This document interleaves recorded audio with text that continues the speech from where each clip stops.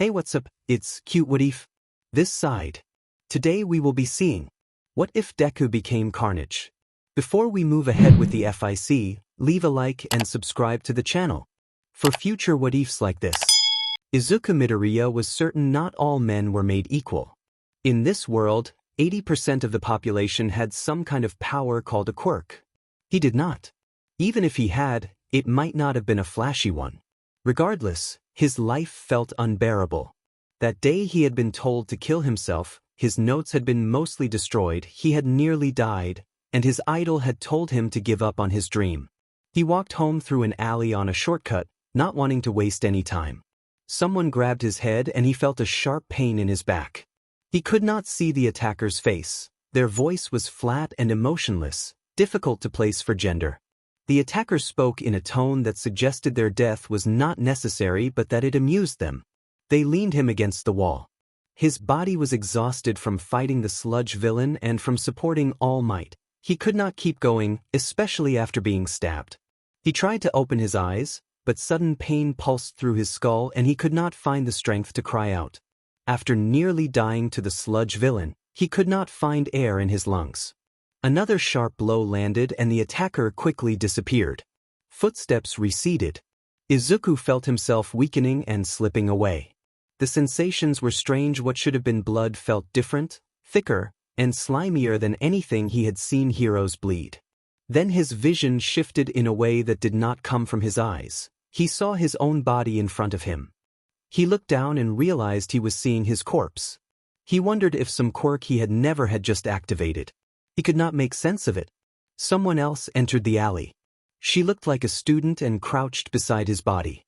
Instead of calling for help, she traced a fingertip through the blood and then put that finger to her mouth, changing her appearance into Izuku's. Izuku's awareness surged and, by instinct, he reached toward her. His consciousness flowed into her, and suddenly he was sharing the same perceptions. Izuku tried to understand what was happening. He found that he could communicate with her mentally. He identified himself as Izuku Midoriya and told her he was the corpse in front of her. He asked for help. He wanted his death kept from his mother Inko, who would be devastated. He explained that since she could already use her quirk to look like him, she might be able to help. The girl asked who she would gain by helping. Izuku, now sharing her memories, saw a painful history. Abusive parents who had treated her quirk as monstrous, her running away from home while still attending school, and a descent into unstable behavior that had led her to harm others and use her quirk in violent ways. Izuku offered a reason to work together. He told her he could offer the chance to escape the life she had been living and that, while he was quirkless, his mother would show her kindness. The girl considered this and ultimately agreed. Their first problem was the body. Izuku asked for ideas about disposal. The girl suggested several grim options and then remarked that they both felt extremely hungry. Izuku admitted he felt it too. Their bodies changed in small, uncanny ways, taller, stronger, and they moved quickly to deal with the scene. The girl used her quirk to mask and conceal the body and the circumstances, and together they removed the corpse from visible sight, leaving only Izuku's backpack behind. The backpack contained the few belongings he had with him. Thankfully, after the sludge incident, he had taken most things out of his clothing and put them into the bag, so little else was lost. The girl commented that being connected to someone else's body was an unpleasant experience. She discovered she had more power than she had realized. Izuku realized that, between her transformation ability and whatever strange thing had happened to him, they could be dangerous together. He argued that neither of them could openly be heroes under those conditions. Society would judge them harshly if people knew how their abilities worked. He pointed out they would need to register any quirk to be a hero, and that would bring questions about how they had each acquired the other's DNA and how they met.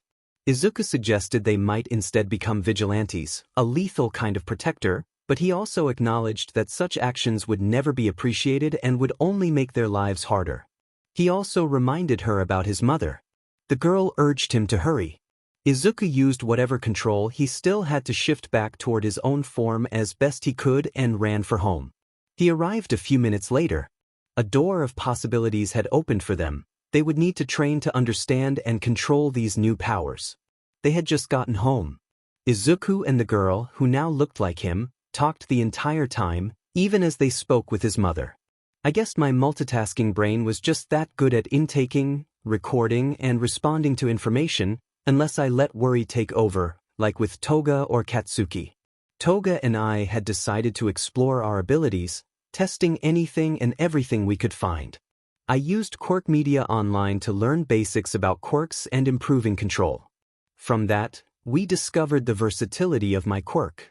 Regeneration became obvious when Toga cut our arm to force me out of our body so I could be the skin suit again. She hadn't been as careful as I would have been, but it was a useful test. Quirk Media helped me identify other capabilities. Invisibility, minor electrokinesis, a technopathic connection when I inserted a tendril like a plug, and body manipulation that let me form tendrils, extra limbs, and weapons. I also had super strength and speed, though not durability. One training mishap left a hole through a nearby wall that was shockingly large. That taught me how robust our regeneration really was, and that a warning alarm in my head surfaced before danger, more a feeling than a clear signal. We would need to learn to react to it better. With a growing understanding of our powers, we decided to hunt villainy for the first time. The problem was that real villains were rare, and any lengthy incident would quickly draw pro-hero attention. Growing frustrated, Toga and I scanned social media and news feeds, cross-referencing hero patrol schedules and known crime hotspots. Within minutes I had all the information stored perfectly in my head, evidence that my memory was now near perfect. We went to an abandoned part of town where heroes seldom bothered to look. Not many people lived here, but it was a staging area where organized crime kept operations hidden. I waited until a man carrying a duffel bag white powder on the edge suggesting drags entered an old apartment complex. I slipped in invisibly and followed. Inside, a group of people gathered, some visibly armed. Toga and I moved with inhuman speed and precision, striking before they could react. The confrontation unfolded like an intense animation sequence. Claws and tendrils flashed, bodies were disarmed and incapacitated, and within moments the room was quiet. After the fight, the individuals were unresponsive. Later reports would indicate they had been found dead. I did not focus on details then. Instead, Toga and I used a criminal's phone to summon the police and left. Before we left, I used my tendrils to scrawl our new name across the building, repeating it quickly and finishing with a large, bold, spray-painted declaration reading "I am Carnage." Then I climbed onto a neighboring rooftop, turned invisible, and headed home. On the way, Toga and I talked and learned more about each other. Toga asked if we had noticed changes in ourselves. I explained that I felt colder and more detached, as if psychopathic tendencies were emerging, while Toga seemed to be calming, becoming more analytical.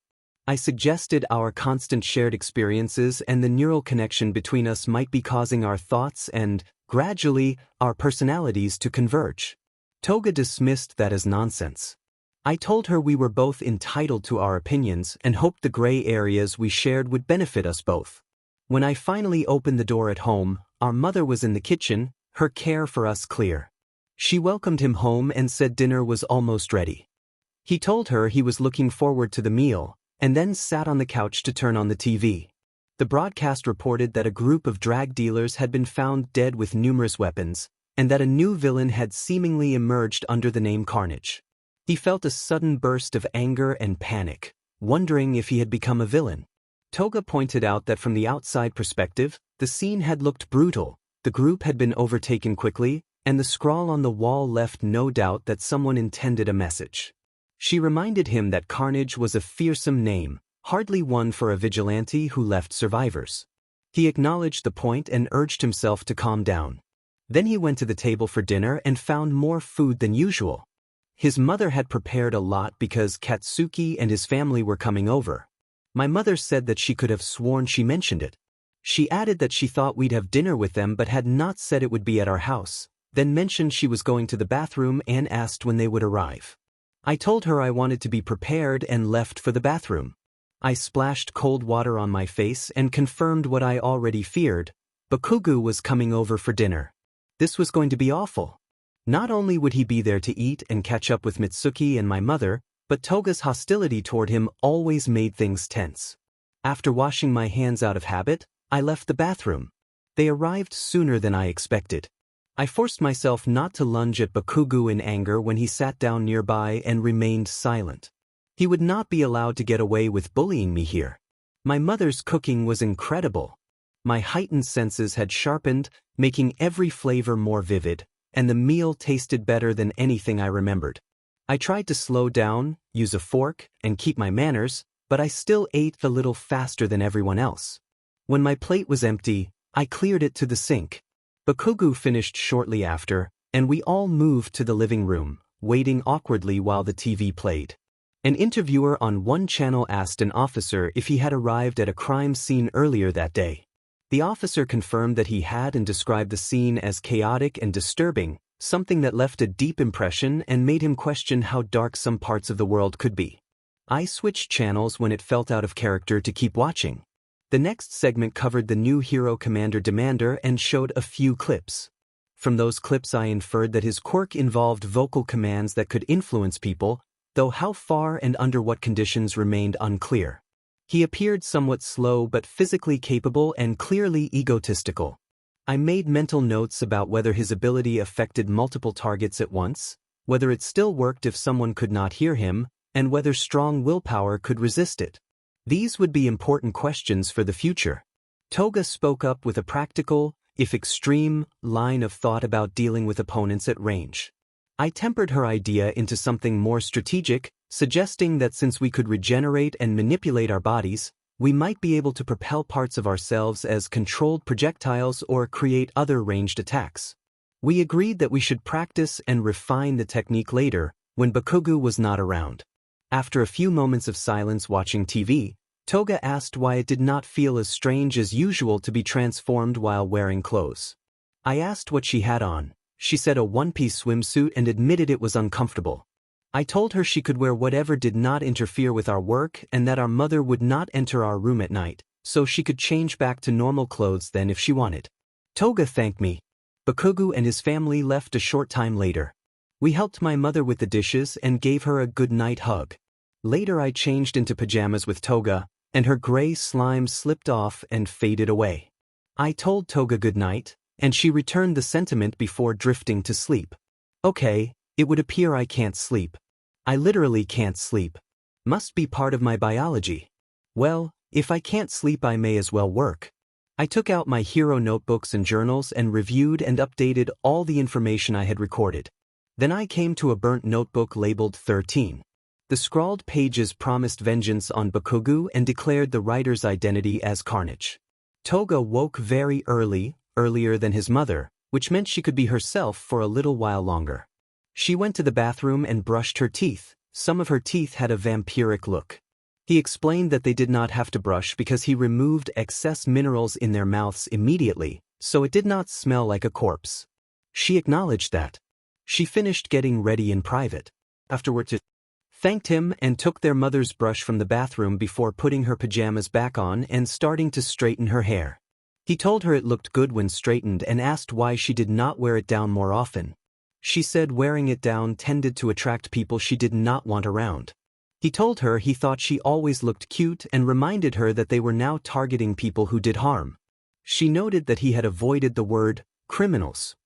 He explained that cleaning up the world meant removing those who could get away with breaking the law, and he brought up Commander Demander as an example. He said he had done some digging into the supposed hero's records and found that Commander Demander was not a real hero. He had never obtained a license and had used influence to get what he wanted. His records showed stolen property and attempts to erase his crimes. He said they needed to stop him for good. He had copies of printed records and a private document ready to expose the truth. He also had information on Demander's quirk and intended to neutralize it by preventing him from speaking. Because his own quirk made him especially good at hearing things and his body was essentially one extended sensory surface, they could not risk being controlled. He planned to strike at Demander's home, leave the evidence, and get out quickly. They left a note on the fridge claiming they would be at a friend's house studying. He admitted the note was a lie. He did not have friends to study with, and he did not need to study. He asked if she was ready, and she agreed to go. A few minutes later they were moving across the city by swinging between buildings, their presence hard to detect. A practice projectile had turned into a rope-like, sticky substance, and they had learned to use it for movement. They also discovered they could launch controlled fragments of themselves like projectiles. Those fragments could be guided to disable or entangle opponents in a precise, non-graphic way. They broke into Commander Demander's large, opulent house and found many stolen items inside. Much of the house had been soundproofed. Demander was likely inviting people over and using his influence to make them do favors to protect his reputation. They waited until a man entered with a police officer behind him. Before the officer could finish speaking, he struck the man with a single decisive, stylized attack that instantly incapacitated him in a way that left nothing gratuitously described. He then moved to the officer and restrained him with strands of his own body, securing the officer's arms and muffling his speech without causing graphic injury. He informed the officer that the man they had brought home was Maiharu Sakatsu, a criminal whose records existed in the police database and who planned to make calls to have his record cleared. He told the officer to check Demander's files, pointing out the stolen goods and the records he had gathered. He then revealed that they were Carnage and insisted they only targeted those who did evil. After that, he slipped away and forced open the door to leave quickly. They moved through the neighborhood, confronting more criminals and a few false heroes. Those they encountered in less populated areas were fewer, but they acted with the same ruthless efficiency. They had no intention of becoming vague about what they considered right and wrong. They believed clear action was necessary, even if it would eventually cause others to call them evil. As the sun set, they returned to the top of their apartment building and looked over the city. They swung down to their door, shifted back into his usual appearance, and entered the house. He greeted his mother and said he was back, claiming that studying had taken longer than expected. His mother told him he had been gone the whole day and reminded him she knew he did not need help studying. He explained that he had been tutoring a classmate who needed grades raised for a final exam. His mother told him to let her know next time he needed an entire day. He asked if there was dinner. His mother said there were leftovers from lunch in the fridge. He thanked her and promised to return earlier the next time. Toga asked whether he was actually tutoring or if that had been another lie. He said it was the truth. Izuku told Toga that one of the few reasons he was still bothering with school and coming home was their mother. He said he did not need to sleep and could even control Toga's body when she slept. He admitted he did not have to keep up the appearance of being alive, but if he vanished one day it would devastate the one person who had always cared for him. Toga asked him if his mother had lost trust in him and what he planned to do about it. Izuku explained that tomorrow was an off day for a holiday and that summer was coming, so he planned to spend more time with their mother. He said that usually he spent evenings writing about heroes in his notebook and that they did not talk much, but tomorrow they would go grocery shopping and otherwise stay home together until the school year started. He allowed that once classes resumed he would have less time, but he hoped to make some real friends at the new school. Toga wondered whether new friends might get in the way of their work. Izuku replied that friends would not necessarily hinder them and could even provide alibis if they were careful. He suggested they work out to become stronger and said he planned to change how he pooled their strength to increase their effectiveness. He described, in broad terms, how altering the structure of their abilities might trade durability for speed and how he wanted to study running techniques and a variety of fighting styles to improve combat efficiency. Their mother snapped that he talked too fast and brought up things she had not asked about, telling him to be quiet because his rapid words were giving her a headache. Izuku apologized and said he would be quiet as they moved into the living room and sat on the couch. They watched the news together. The broadcast reported on the false hero known as Commander Demander, Maiharu Sakatsu, and covered his crimes and fraud while the system moved to tighten records and files so someone with that kind of quirk could not gain such power again. The report included a drawn likeness of Izuku rather than a photograph, showing his height and build accurately enough and capturing most details. Izuku noted that his depiction looked like a new villain. His mother replied that the person had recently started targeting criminals and false heroes. Izuku said he was tired and ready for bed. He walked toward the kitchen and then to his room while their mother continued watching television. Their mother asked him to text her every 10 minutes when she went out until Carnage was caught, wanting reassurance about safety. Izuku agreed and mentioned that someone who went by the name Carnage and had rows of teeth like that sounded terrifying. He put on pajamas and prepared to study while Toga slept. The next morning they planned to go shopping with their mother, but the fridge was still fairly full, so instead they decided to grow closer by making a classic American breakfast. Izuku and Toga prepared eggs, blueberry pancakes, bacon, and brewed coffee as their mother woke. Izuku said he had set breakfast on the table and was making coffee. Their mother told them they did not have to, but Izuku said he wanted to make up for not being around yesterday. They all ate, and halfway through the meal Izuku prepared his mother's coffee exactly the way she liked it, having memorized the details. He noted that although he and Toga usually disliked coffee, this cup was decent, hot, sweet, and with a component whose taste they found particularly enjoyable. After finishing, they cleared the dishes and decided to go grocery shopping. Their mother agreed and asked if there was anything in particular they wanted. Izuku said he thought he knew what they needed. A little later, after finishing their shopping and grabbing a chocolate bar as a snack, the two of them walked home together. Taking a bite of chocolate, Izuku recognized the same taste they had loved in the coffee, only more intense and tempting. The sensation almost pulled him away from his responsibilities, but being next to his mother reminded him why he kept going. He was doing everything for her. Suddenly there was a distant explosion, larger than the kind of blasts Izuku had seen before. He and Toga turned toward the sound. A building erupted and then a massive figure appeared on the road, smashing everything in its path in a flurry of destructive force. People around them began rushing into nearby buildings to seek shelter. Izuku observed the new threat, bracing himself for what would come next. A bystander shouted for everyone to take cover. People rushed into the nearest buildings, and the narrator and their mother were separated quickly enough to slip into an alley beside a nearby structure and wait until they heard a door close before transforming into carnage. They climbed to the roof and readied themselves for whatever was coming. 3 men in a highly modified truck approached, chased by the heroes Ingenium and Kamui Woods. Kamui Woods asked aloud how they planned to stop the truck, audible to the narrator because of their heightened senses. Ingenium explained that a police barricade lay ahead and their task was to slow and distract the vehicle so the barricade would work. They decided to be the distraction. They fired sharp projectiles from their own body to puncture the tires and force the truck to swerve. They leaped onto the hood, extended an arm into a long blade, and struck the engine area. With a flip they landed behind the truck and bent the axles, then ran to the cab and pried the door free. A scuffle followed. The narrator neutralized the occupants decisively. When the man whose hand had been fused with the truck was taken down, the vehicle's enhancement failed and the truck returned to normal. Kamui Woods ordered Carnage to freeze. The narrator responded with a sarcastic taunt, remarking that if circumstances were different they might ask for an autograph, and then dismissed the idea when Kamui suggested asking after parole.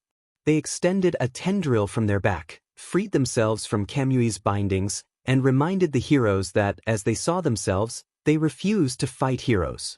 With that, Carnage turned invisible and went to the building where their mother had been.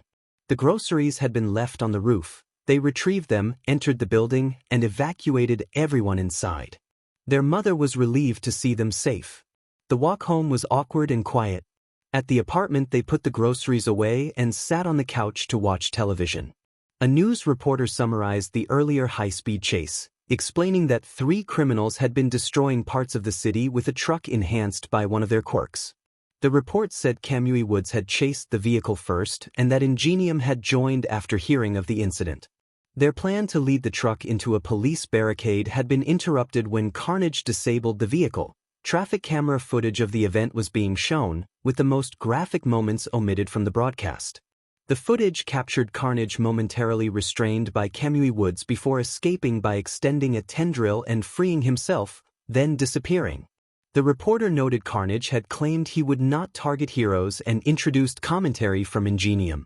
Ingenium described seeing Carnage in person and said the actions he observed had been precise and focused on slowing the vehicle.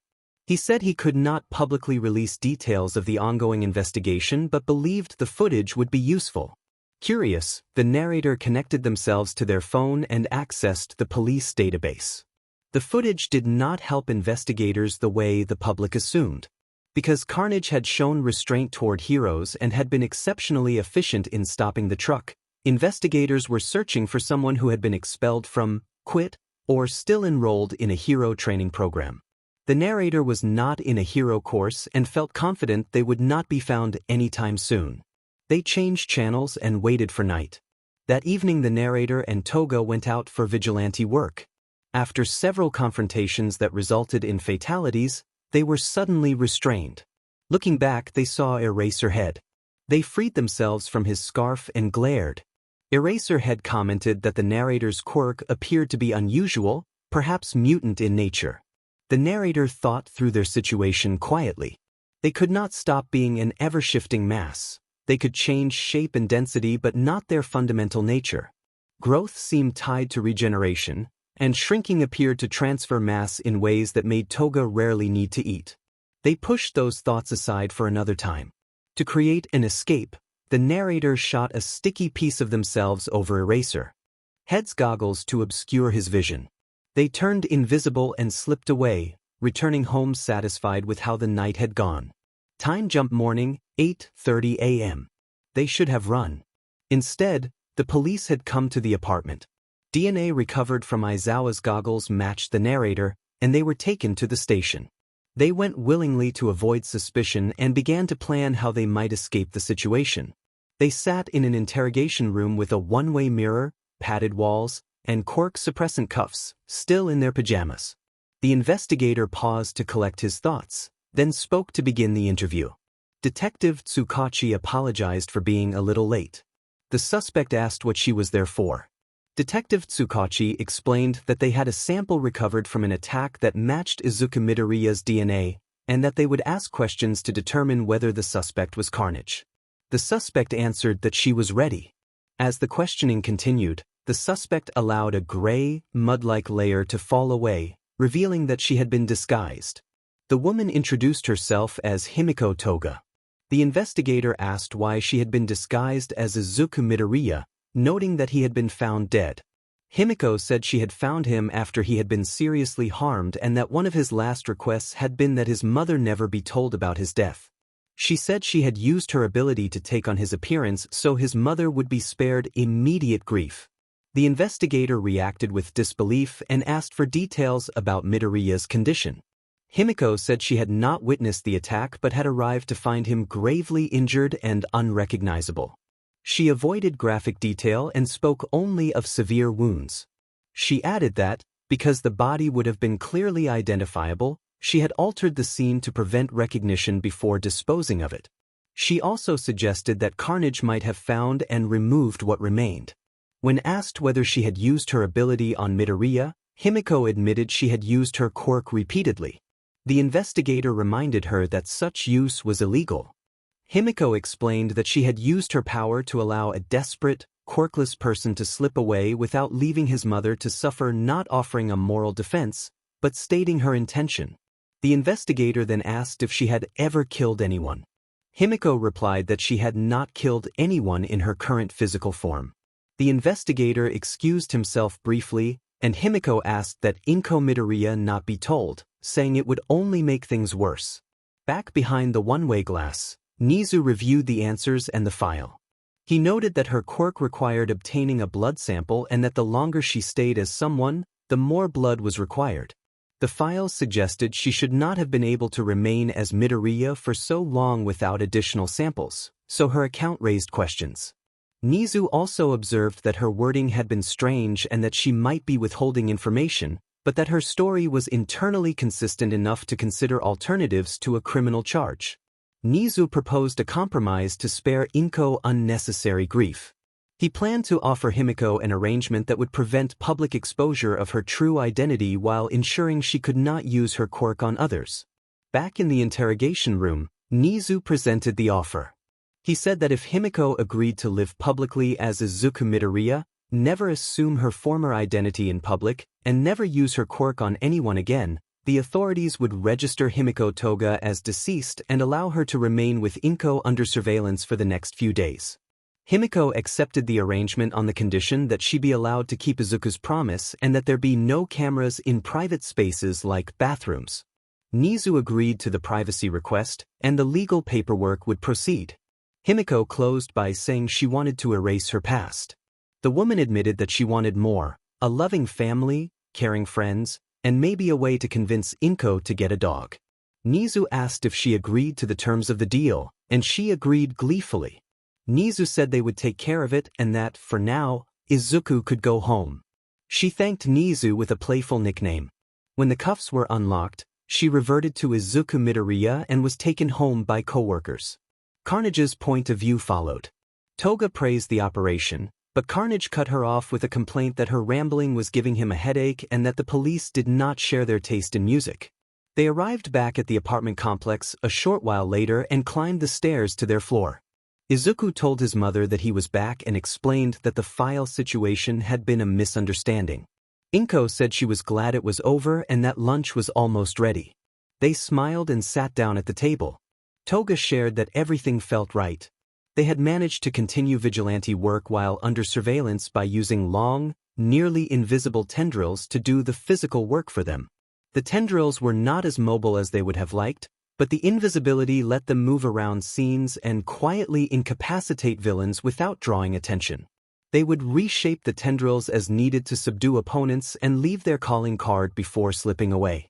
After a week, the surveillance stopped, probably because the authorities began to view Carnage as a larger threat than Toga. That freed them to get back out on the streets. They reveled in the wind while swinging into action and enjoyed teaming up with a few pro-heroes they encountered. In a flashback, Kamui Woods had formed a wooden prison around a villain. Carnage slingshot in, shaped an arm into a bladed form to disable the opponent, and then called out a cheerful greeting to Kamui Woods afterward. At another moment, Mount Lady was closing in on a criminal. Carnage intervened to help, neutralize the threat, and offered a light, respectful compliment about Mount Lady's costume before launching skyward using strings attached to her horns. They once entered a building full of hostages where several armed people were aimed at civilians. The tendrils extended to locate every attacker on that floor. Carnage and Toga secured and incapacitated the culprits, leaving a few alive for questioning. After freeing the hostages, they exited through a window and landed in front of a police negotiator and Detective Tsukachi. Carnage informed Detective Tsukachi that the situation had been handled and that some suspects had been left for questioning, then moved on. In another incident at a cafe, Carnage had wrapped Aizawa in tendrils like a blanket to prevent him from escaping and placed him on the counter. They ordered 2 coffees, one with cream and sugar, and one black handed Aizawa the black cup and then turned invisible, explaining in a joking manner that most people would call the police. The barista delivered the drinks nervously. Carnage finished his and left Aizawa with the coffee before disappearing. Those moments were then just memories of a hectic morning.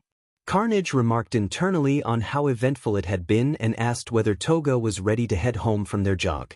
They climbed the apartment stairs and bumped into an elderly resident, Isaki Tsunduro, a kind man Carnage had visited occasionally when younger. They made a mental note to visit him later. He deserved company. Back at home, they watched the news and scrolled through their phone, searching for information on fake heroes, rising crime zones, and dog pictures. Toga brightened at images of dogs, and Carnage identified the breed she liked as a corgi, promising to try to convince their mother to get one. The simple thought made Toga visibly happier.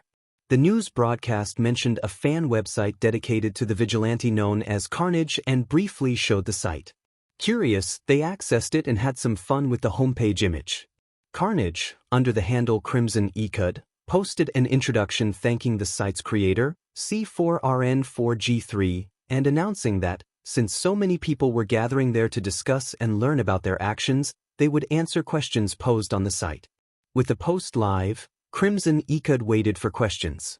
When HYPN0Cat5 asked why they did not wait to become a pro-hero instead of engaging in violent vigilantism, Crimson Ecud explained that no one had believed in them because they had not realized the full potential of their quirk until recently. They had been bullied for years, and even when they asked their idol if they could be a hero, the idol had refused. Recently the quirk had reawakened with an unsettling compulsion they were still trying to control. They were still looking for a way around it, but stopping someone who was about to shoot them felt like less of a moral burden. When Fan4Life asked what the quirk was, Crimson Ecud admitted it had no name and described the abilities: body manipulation, invisibility, rapid regeneration, increased metabolism, limited body alteration, enhanced strength and speed, reduced defensive durability paired with greater stamina, heightened senses including a sixth danger sense, and minor electrokinesis and technopathy. The technopathy was how they were avoiding active tracing by police while posting on the site.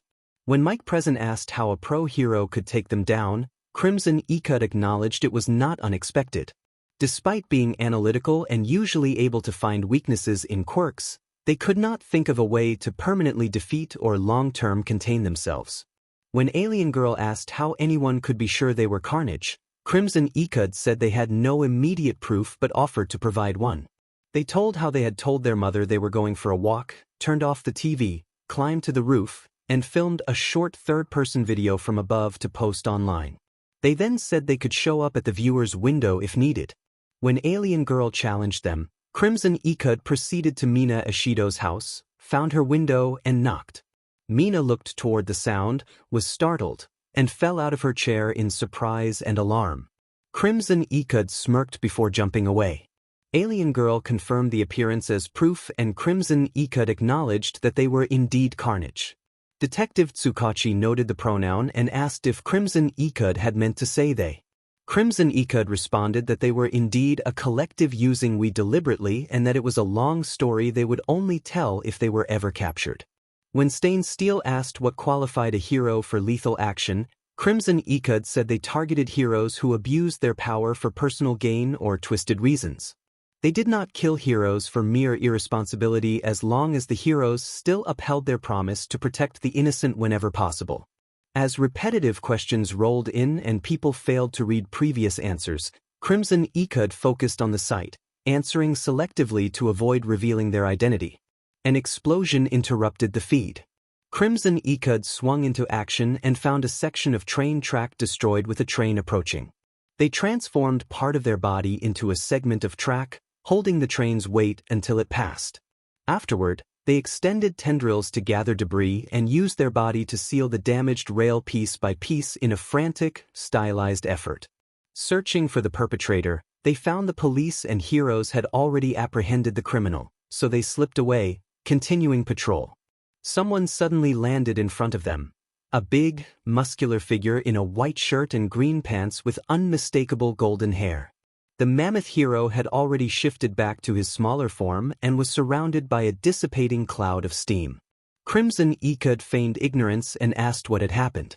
The hero, clearly distressed, asked not to be reported elsewhere and began to explain. He then lifted his shirt to reveal an injury. Crimson Ikud placed a hand over the wound and channeled their regenerative ability into him, smoothing and restoring the injured area without graphic detail. Once confident the major damage was repaired, Crimson Ikud stepped back and asked if he felt better.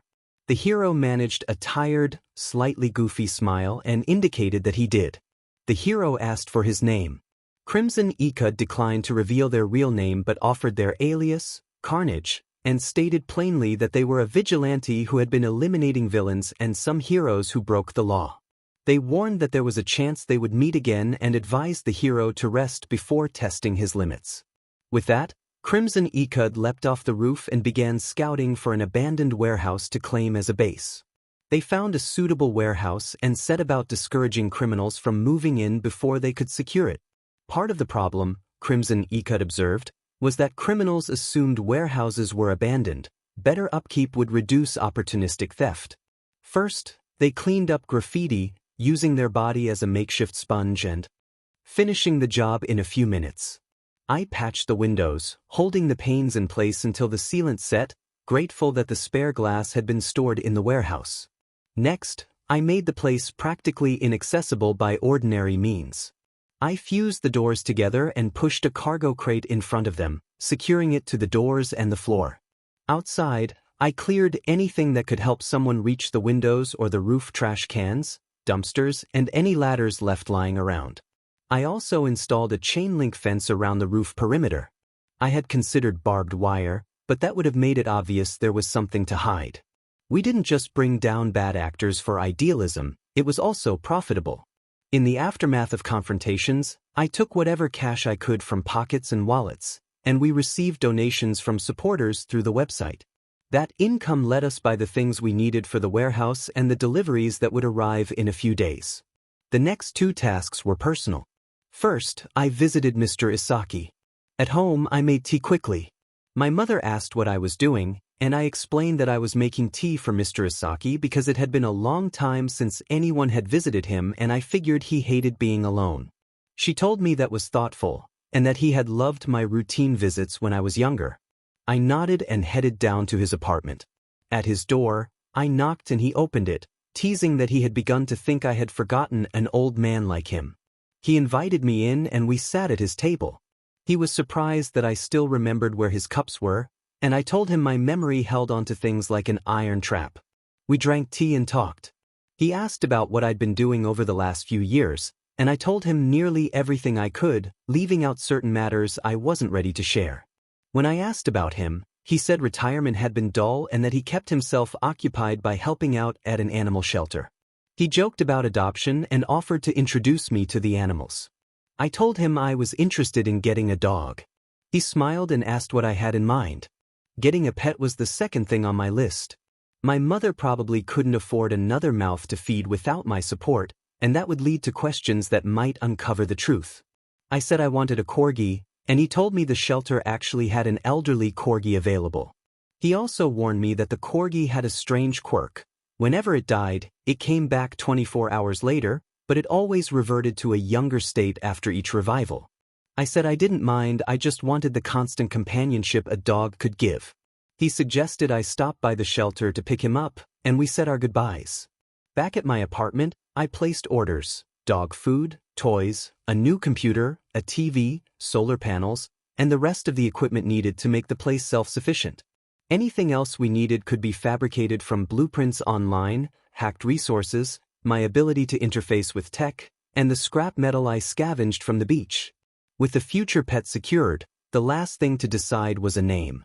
When we finally got the dog, naming him proved difficult. He didn't respond to most suggestions, so I dug through his memories to find something that would fit. He loved being petted during those moments, whether I approached as Izuku, Toga, or another face. The attention calmed him. Eventually I found a memory where his former owners had black hair and the dog was called Mon. From the memories, it seemed the owner's son had been in distress and Mon had gone to comfort him. The scene ended there.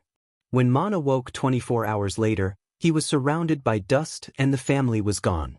The dog himself had been reduced to a pile of dust before reforming a sign, I thought, of a destructive quirk at work, not a deliberate act by the child in the memory. We learned the surviving child's name from Mon's memory, Tenko Shimura. Finding the original owners would likely be impossible. They would be nearly in their 20s by now. With Mon settled in, I set up the warehouse for him. I installed the solar panels, hooked up the TV and computer, and put ramps in place for him to climb. I set up an automatic food dispenser that Mon quickly learned to use. Having him around was surprisingly comforting, and the warehouse became a place I wanted to spend time.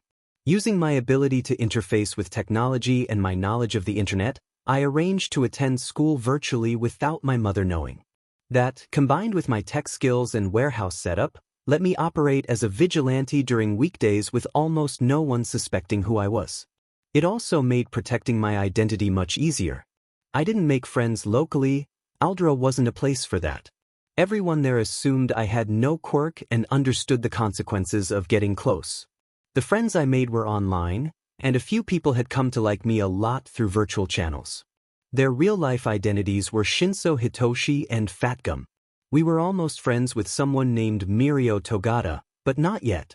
He also had us interacting with his friends Tamaki and Nijire, all of whom were involved in the hero business. We did not plan to abuse those relationships, but it was nice to have connections to heroes here and there.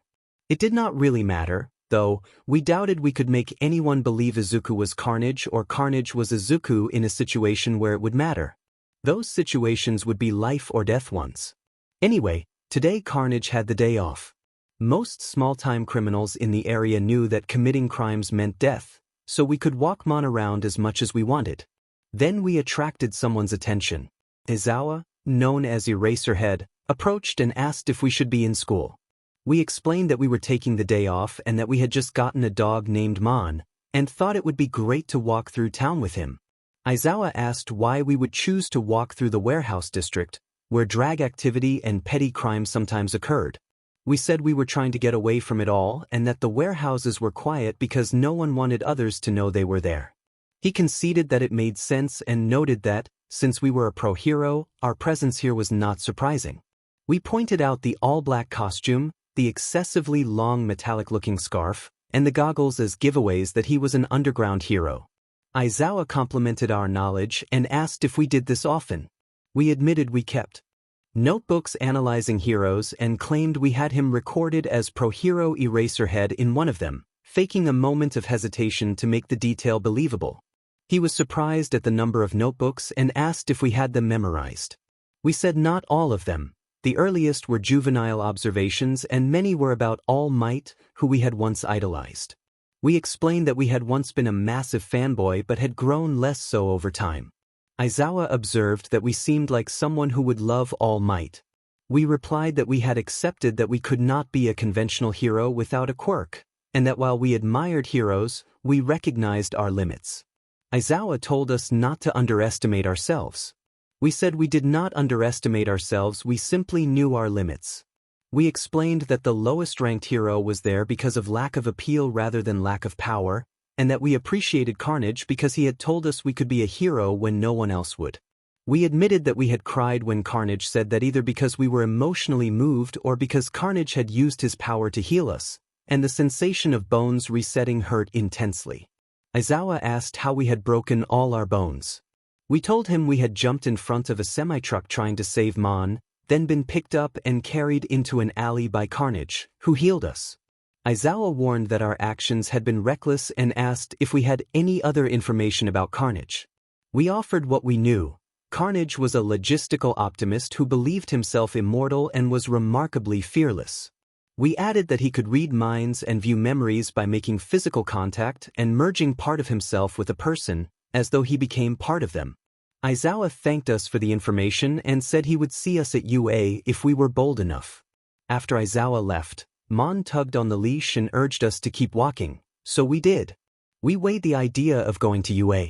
We could probably get in, but we had to ask whether we wanted to. There was no way we could manage being a student and a vigilante at the same time. The answer was no.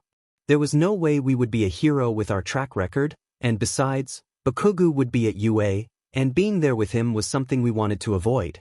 Toga mentally scolded us for monologuing while crossing the road, warning that such distraction could make us need to dive to save Mon from a semi. We focused again, got Mon back to the warehouse, told Mom a believable story about our day, and settled Toga down to sleep. It had been 8 or 9 months since we started virtual school. We had grown comfortable with the warehouse. We had made some deals by disguising ourselves and used a fake ID to secure the funds needed to buy the property, so we now own the warehouse legally. We thought about inviting a future friend over. Someone visiting our hideout would not automatically reveal that we were vigilantes. If anything, it would make people think we were a delinquent taking advantage of a place we had no right to use, assuming anyone ever found out about our little slice of heaven. I knew this place had been tended to. No one with common sense was going to enter. The more interesting stuff had been happening outside our warehouse. Our influence had spread exponentially as I traveled to other cities. We were faster than a train when we ran. This usually wouldn't be possible, but the stronger Toga became, the more my power enhanced her. Toga decided to get ripped, developing muscles similar to those of a certain pro-hero. Their real name was Nana Shimura, though we still did not know her hero name. She had been associated with Gran Torino and supposedly All Might, for reasons we did not understand. Regardless, we were now publicly famous and legally infamous. Many government officials and heroes found us intolerable, though quite a few had learned to tolerate us. If we were not fighting or arguing, we would probably feel like old college friends. We always behaved that way around them, but they almost always hated us. Sometimes, when we were lucky, we had to begrudgingly work together, and that forced us to grow closer. Once, Death Arms and I were trapped under a collapsed building for 20 minutes, both of us holding debris off the victims. We continuously shifted our tendrils to remove pieces as if we were playing a complicated, backward game of Jenga. We talked while we worked. He learned our motivations and asked why we called ourselves Carnage if we saw ourselves as a hero. He then explained why he called himself Death Arms. Another time, Mount Lady and I faced down a group of supervillains together. The team-up had skyrocketed both of our popularity. It was not unusual for us to work with heroes, but this partnership lasted longer than most and was caught on camera more often. Our website accumulated millions of accounts watching our videos as theorists tried to guess our identities. Sometimes our footage even appeared on the news. We also assisted the water hose heroes in taking down Muscular. We helped neutralize him and saved many civilians in the process. The crowd was uneasy at witnessing his defeat, but they still thanked us for saving lives. With incidents like these virtually inevitable, a lot of heroes had grown close to us. Although they were legally obliged to take us down, we could tell they did not give it their all.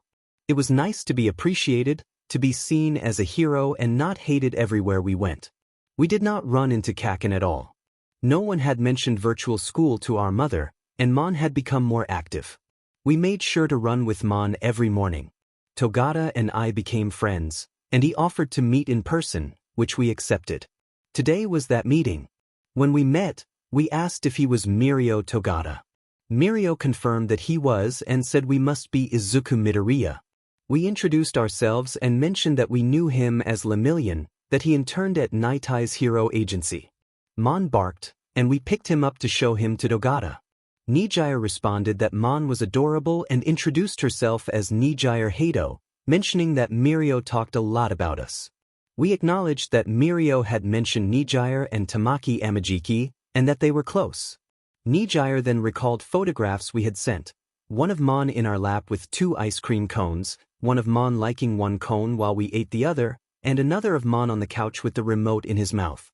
We explained that we had asked someone to take the ice cream photo for us because they had been considerate, and that we had to chase Mon for a while to get the remote back. Nijire teased that we had dressed Mon in a miniature Toga costume and that he had gotten stuck in a doggy door before we took a picture and sent a joking caption. We and the others laughed heartily. Tamaki alone was shyly looking away while petting Mon as he liked the side of Tamaki's face. I laughed and admitted that maybe I should do that with other heroes. Nijire encouraged me to post the pictures publicly. Then I suggested we all get something to eat and mentioned a restaurant nearby that allowed pets so long as they were not troublesome. At the restaurant, everyone was impressed with the food. Mirio asked how I had found the place. I said I had been walking Mon one day, got hungry, and had searched for pet-friendly restaurants, then found this one. The food came from a perfect combination of spices and reasonable ingredients, which kept the price fair. In truth, I had established the restaurant with some of the money we had taken from criminals. I could not keep using that money forever. Eventually they would catch on. I had used those funds to open a place where the food preparation was automated by a simple robot I had built. The machine gathered ingredients and cooked quickly, while employees delivered the meals to customers. Unlike most places, we paid our employees livable wages. I worked there occasionally. It was a fun way to pass the time, and Mon knew when to behave. We had become friends with one of the employees, a strange fellow named Kuro Teru who could produce large amounts of a tar-like substance. He lacked confidence and had a dark, tar-like coating on his head instead of hair, with black irises and orange pupils. We encouraged him to apply to UA. It should be within his reach. We smiled and continued talking with Toga and his friends. I felt like I finally knew which school I was going to and which classes I would be taking. We stood at the entrance of UA. The sun was shining in our eyes. We smiled lightly, confident we would get into general studies. We should not be noticed much, especially with 40 top-ranking students entering the hero course. With our intelligence and preparation, getting in would be easy. We avoided interactions, particularly with Bakugo. We scored a perfect 100 on the written exam thanks to our reliable memory. Toga could have passed as well. She paid attention to most of what we did, whether it was exciting or not. She apparently had extensive knowledge of biology and used it to plan her attacks more effectively. Either way, we passed. Then the combat exam began. Students usually did it so the principal could gauge abilities and decide which course fit them. We ran without stopping. A quirkless person who didn't train regularly would have failed easily. We jumped in only to save people and avoided destroying the robots. Then the zero-pointer appeared, a massive robot that tore through everything in its path. Buildings were pushed aside and debris flew as the students scrambled. It was clear why All Might had once told us we couldn't be a hero. A girl was trapped under rubble directly in the robot's path. Even with 0 rescue points at stake, we moved to help. We grabbed a loose pipe and threw it with precise aim into a joint on the robot's leg, disabling its movement while we dodged falling debris and dove toward the girl. We lifted the rubble from her and set it aside, picked her up, and ran as the robot collapsed nearby. Its massive hand crashed to the ground. We leapt between the fingers and kept going until we skidded to a halt on the asphalt, out of harm's way. The girl expressed relief and gratitude, and we replied that it was no problem before calling out for a medical professional. Recovery girl arrived and agreed to help, telling us to set the girl down. We placed her gently, and recovery girl took over the medical care. We began to walk away quickly, not wanting to leave too large an impression. Observation rooms, Aizawa's POV. An observer asked who the green-haired kid who had disabled the zero-pointer was. Nizu and Aizawa both identified him as Izuku Midoriya. Aizawa regarded Nizu with distrust and reminded him that Midoriya had once been a suspect in the Carnage identity investigation. He had attended the exam to see if anything in Midoriya's alibi was missing. Nizu replied that the exculpatory evidence was classified and not for public discussion, and asked whether Aizawa had met Midoriya before. Aizawa recalled meeting the boy in a once crime-ridden area cleared out after Carnage's activities, and that Midoriya had apparently encountered Carnage there. Nizu asked how that had happened, and Aizawa explained that Midoriya had dived in front of a semi-truck to save his dog, and Carnage had pulled him into an alley and helped him. Since Midoriya was quirkless, everyone told him he could not be a hero except for Carnage. Aizawa noted quietly that the boy did indeed have a dog, and then told Nizu he would see him at UA if the boy was bold enough to attend, adding a warning not to plan anything. 1 week later, Carnage's POV. This placement in the hero course felt like a complication. We had earned a surprisingly large number of rescue points, 115 total, with 60 coming from disabling the zero-pointer, and the school had moved us into the hero course on that basis. Their rationale was that we would perform the same duties as in general education but with more responsibilities. Aizawa had apparently told Nizu about our heroic aspirations and accepted us into the hero course. We did not want the attention this brought, but we would have to adapt. We ended up ranked number 1 by score. We did not seek that spot, but now we would have to make the best of it. We intended to show Bakugo we could stand our ground, relying on the abilities we had trained as Carnage for years. We were confident in our capabilities even without using our full arsenal. A few days later, our first day as UA students arrived. Toga did not care much, but we felt a quiet excitement despite knowing we should not let it show. Our keen hearing and sense of direction led us to Class 1A, where Bakugo and Ida were arguing at the front of the room. We slipped into our seats without drawing attention, settling beside Momo Yaoyorozu. Toga found our flustered reaction amusing, and we appreciated having steady control of our body to hide our embarrassment. Soon Aizawa entered the classroom and instructed everyone to change into their gym uniforms and meet him outside. We're among the first to arrive. Aizawa greeted us, and we responded that we had kept up with Carnage's news and hero media. Carnage's publicized activities had been posted online, and we knew about them. Aizawa reacted with weary surprise that we knew so much. Other students began to filter out. Kuro Teru had made it into Class 1A and would be replacing Mineta. Aizawa announced a physical exam focused on using quirks. He considered our situation in the assessment. We were first to throw the ball, launching it about 90 meters with perfect angle and controlled force. Mina Ishido commented that it should be fun. Aizawa reminded the class sternly that whoever finished last would be expelled, underscoring the seriousness of the trial. We did not place last in any challenge, though we were not first either. Our all-around ability left us in 8th place overall. That was something to be quietly proud of. Teru ended up in last place, and we felt worried for his prospects regarding expulsion. We thought we might be able to convince him otherwise, But he walked off and said that it had all been a tactical ruse, so we had given it our all. We knew he was lying. We changed our clothing and returned to class, barely able to hold ourselves from confronting him. We resolved to speak with him that night as Carnage. Maybe we would finally see surprise on his face. Maybe he would get a little closer to discovering who we were. We called Aizawa on his phone. He sounded confused and irritated. We arranged to meet him on the roof of UA, and when he appeared he was clearly upset, partly because he had first gone to the wrong roof and had to come back down and climb again. Aizawa asked how things were going and said life was pretty bad, adding that they needed to update their security given how we had moved around undetected. We told him he had lied during Class 1A's quirk comprehension test, that it was more than a tactical ruse. He would have expelled students who showed no potential. We demanded to know why he had lied. Aizawa replied that the class had potential and that one of them had seen through things as well, Izuku Midoriya. He then asked if we were Midoriya. We told him we were not. We explained that Midoriya was a student of ours in the sense that we had bonded with him after the semi-truck incident and left a part of ourselves with him to supervise his training. We said he could use some of our powers in small ways: minor boosts to strength and speed, increased flexibility, a danger sense, enhanced senses, and limited regeneration, but asked Aizawa not to tell him, because Midoriya already took too many risks and knowing he could heal would only encourage more self-sacrifice. We made clear that he could not heal the way we could. Aizawa said he understood. Then, without warning, he struck at us with his scarf and sent us tumbling from the roof, trapping us inside a glass container that was quickly sealed.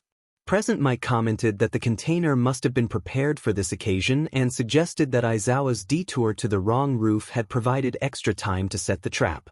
We asked whether the wrong roof had been a distraction so they could set things up. Present Mike told us that they should have specified which roof next time, but Aizawa insisted that it would matter.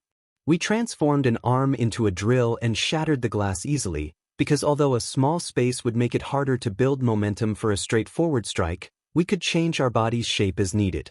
We said our goodbyes and prepared to leave, suggesting we might work together someday. Aizawa shouted after us, then unleashed a piercing scream. The sound hit us like a physical blow and we felt pain in a way we had not for nearly a year. We cried out in midair as tiny tendrils extended from our form and the symbiote covering began to peel back, revealing Toga underneath. After a few seconds of intense discomfort, the symbiote released, Aizawa's shouting ceased, and we retreated, swinging away as quickly as possible. We noted to ourselves that sound hurt. It was a weakness we could not tolerate. Toga asked what we planned to do about it. We explained that we needed to force a quirk awakening. We told her that when a body is pushed through extreme stress and strain, a quirk can evolve to defend against the external force or become stronger overall. The process would not be immediate, it required sustained extreme pressure. In our case, we hoped that exposing ourselves to excessive sound might either reawaken our quirk or lead to a natural immunity to loud noise. With that decided, we moved into the city to hunt villains. The streets were quiet, but we could sense someone following us. We announced that we knew they were there and that we could understand not wanting to be in the line of sight of the vigilante Carnage. The follower identified himself as someone sent by the League of Villains and said they were still deciding on a name. We suggested they avoid a name that could be misread as an acronym for something else. The follower explained that his young master had chosen the reference based on a game he liked. We asked if the game was Undertale, and the follower admitted he was not as dedicated to games as his master was. We guessed the reference and they confirmed it. The follower then offered to recruit us.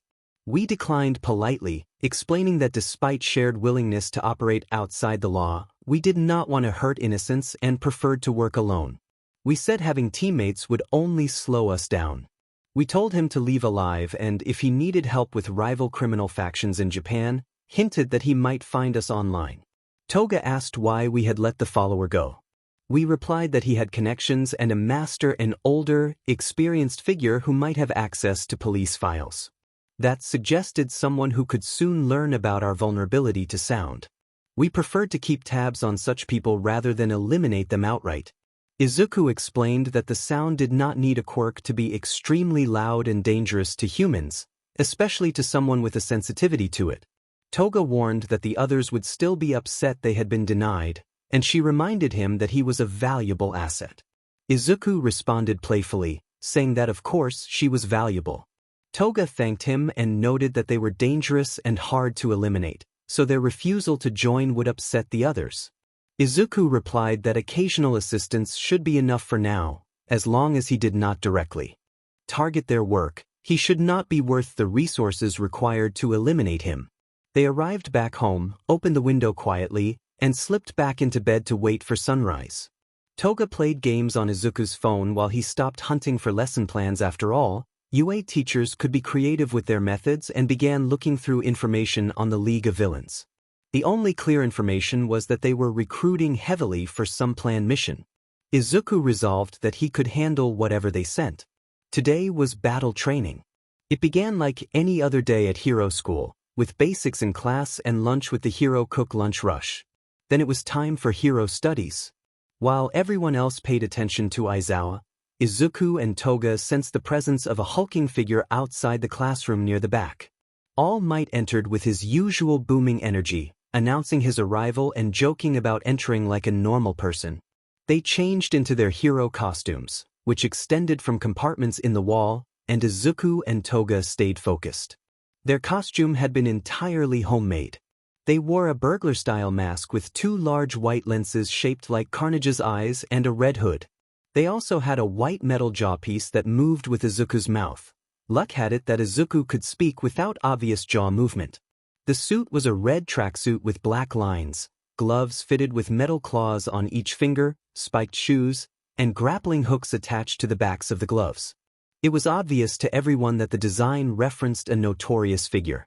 They finished changing first and watched everyone's reactions. Izuku heard the kid with a black lightning bolt in his hair whisper to the kid with multiple arms that he wondered if Izuku was even allowed to wear that. Students stepped out to stare, some questioning whether such a costume was appropriate. Toru came out and looked at Izuku, visibly tired and surprised that Izuku had really gone through with it. Izuku complimented Toru's own costume. Aizawa intervened and put a stop to the discussion, confirming that Izuku's costume was allowed despite the controversy and then explaining the exercise. The exercise was indoor battles, 2 teams of 2, decided by raffle. The teams were mostly the usual lineup, with Toru replacing Mineta on Momo's team, and Izuku teamed with Uraraka. Their opponents were Bakugo and Ida. Izuku and Uraraka had time to strategize. Uraraka expressed gratitude for Izuku saving her from a giant robot, and Izuku said he was glad to have helped. Izuku added that Carnage, the persona behind their design, did not fight like a hero and drew strength in unsettling ways, which was part of why the persona appealed to him. Then Izuku outlined a plan. Bakugo would likely go after Uraraka, so she should focus on handling him while Izuku searched for and tried to secure the target. Trying to approach Ida directly would be difficult, because Ida could use his engines to propel himself. The best tactic would be to be sneaky and avoid direct confrontation with him, and if things went badly Izuku would come to help. In the observation room, Kaminari remarked that it seemed unfair because Ida and Bakugo had quirks better suited to combat. Aizawa reminded them of a key point as Midoriya and Ochako ran through the halls together.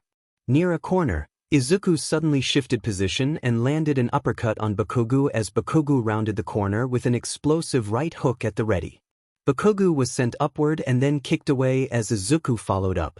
Aizawa observed that Izuku had spent a long time learning how to fight others and had notes that could concisely summarize what an opponent could do. He noted that Izuku had known Bakugo for years and had likely been waiting for an opportunity like this. Izuku rushed to where Bakugo had landed while Uraraka ran another route. Bakugo recovered and fired explosive blasts at Izuku, who bent low and slipped under Bakugo's attacks. He vanished from Bakugo's line of sight and moved around a corner before Bakugo could react. Bakugo blasted through a wall in frustration, and when the dust cleared, Izuku emerged from the smoke and struck Bakugo in the chest.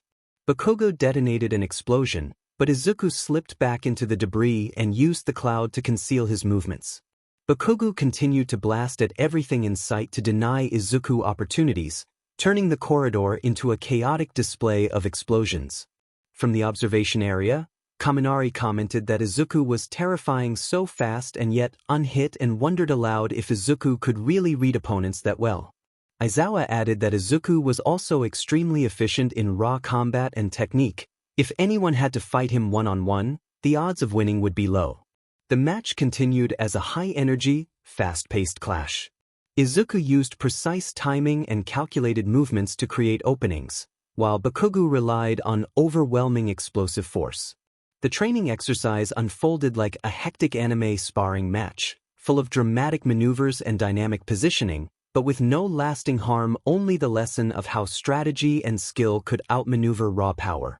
Aizawa noted that he had not made a single mistake so far. Momo pointed out that he could have captured Bakugo already if he wanted to, and that suggested he had forgotten that option. Aizawa observed that the capture tape had been tossed aside at the start of the match and suggested that the act might be meant to reassure himself that he was as skilled as he believed. In the real world, there was no magical safety that would instantly stop an opponent.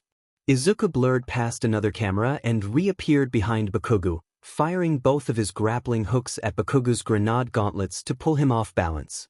Midoriya then leapt over and delivered an axe kick that knocked Bakugo to the floor. He jumped back and melted into the smoke. Bakugo picked himself up and prepared another explosion, but Izuku streaked out from behind him, grabbed one of his gauntlets, and launched himself through a window, aiming the device downward. The blast sent Bakugo flying up several floors and Izuku was pulled into the villain's bomb room. In the scramble, he accidentally tripped Ida with his grappling hook, then leaped onto the bomb to secure it. All Might declared that the hero team had won. Ojiro commented that he felt a little bad for missing Uraraka and Ida's contributions.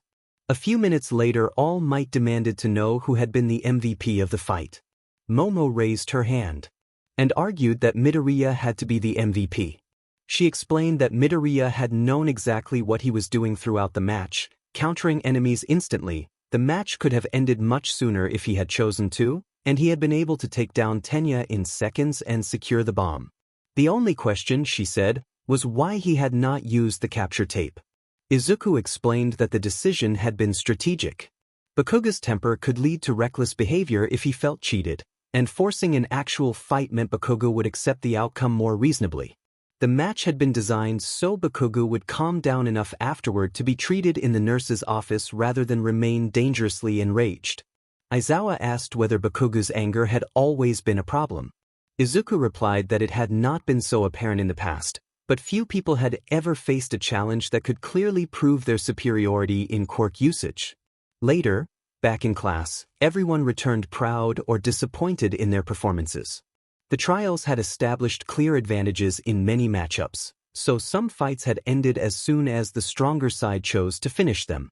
Izuku reflected that the next school challenge would be voting for class president, and out of boredom he planned to explore the school the following day. Uraraka warned him to stop rhyming, which made him fall silent. The students spent a day exploring UA High's hallways and rooms. They moved around unseen and looped camera footage so no one would suspect their absence, then returned to class after lunch and pretended to be studying while the footage showed a looping page flip. They had explored nearly the entire campus when an alarm sounded. The students cut all camera footage and returned to normal, then began heading to the designated assembly area. In a file room they spotted someone with blue hair wearing a black hoodie and pants, one hand pressed to his face as if something clutched it. He looked surprised on seeing them, then lunged as if trying to grab them. Their danger sense flared. He seemed to require full touch to activate his quirk. They grabbed his wrist and headbutt him. He recoiled briefly.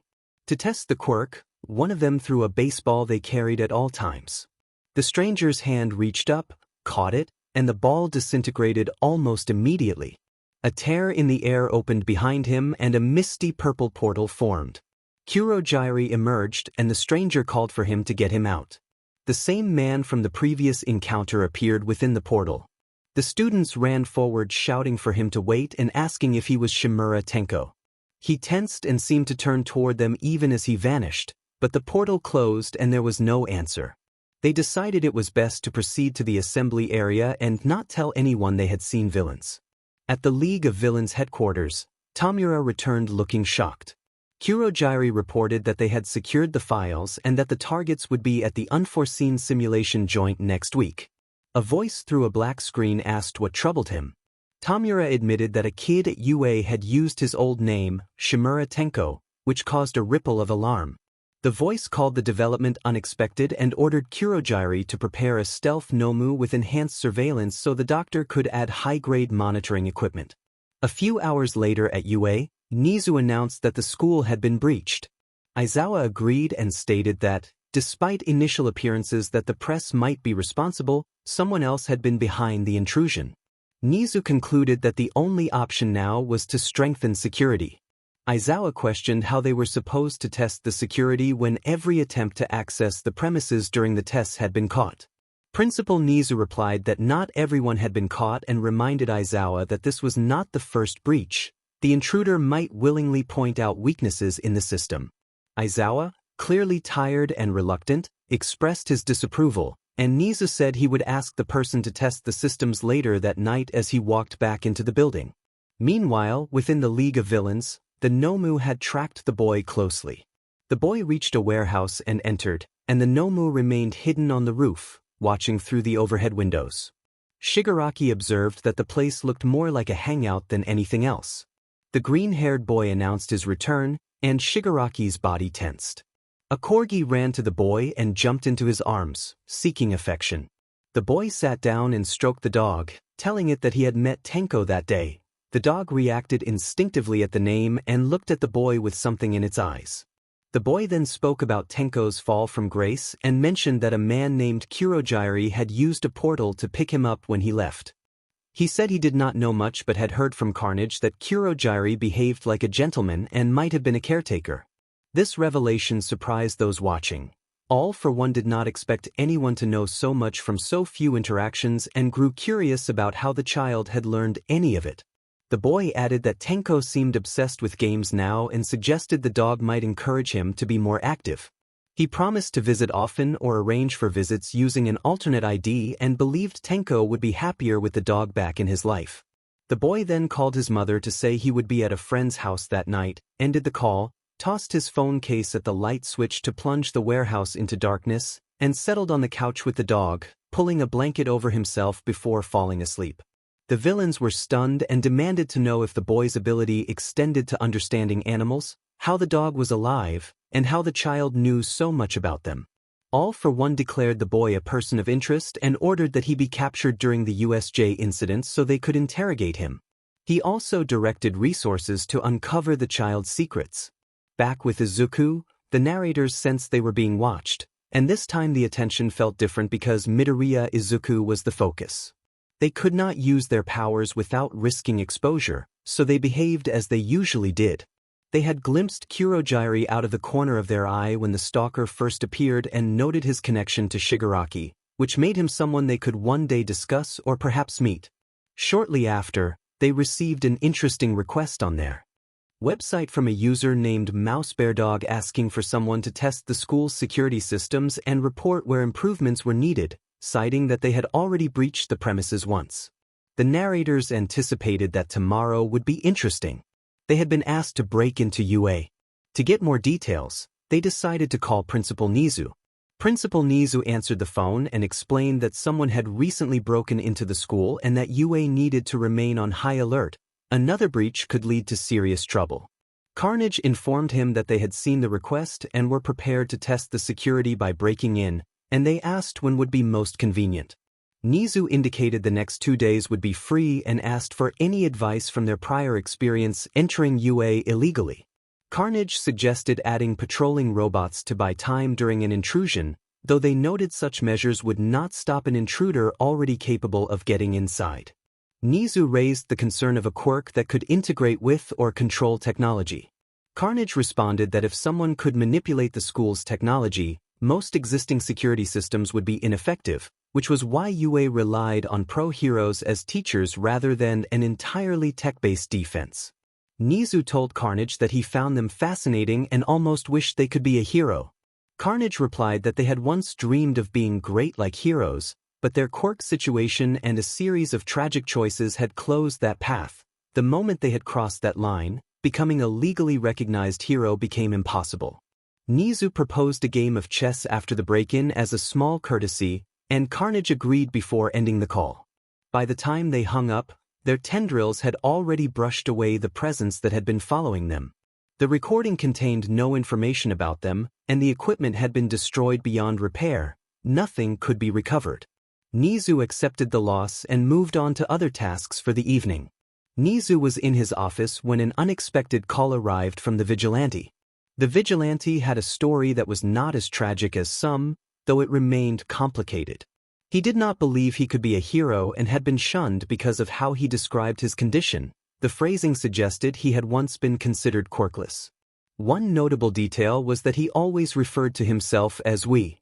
Nizu considered several possibilities. It could be a psychological dissociation, but the vigilante's consistent personality made that unlikely. It could be a quirk with its own sentience, similar to cases where a power responds to its user. Another possibility was a symbiotic quirk.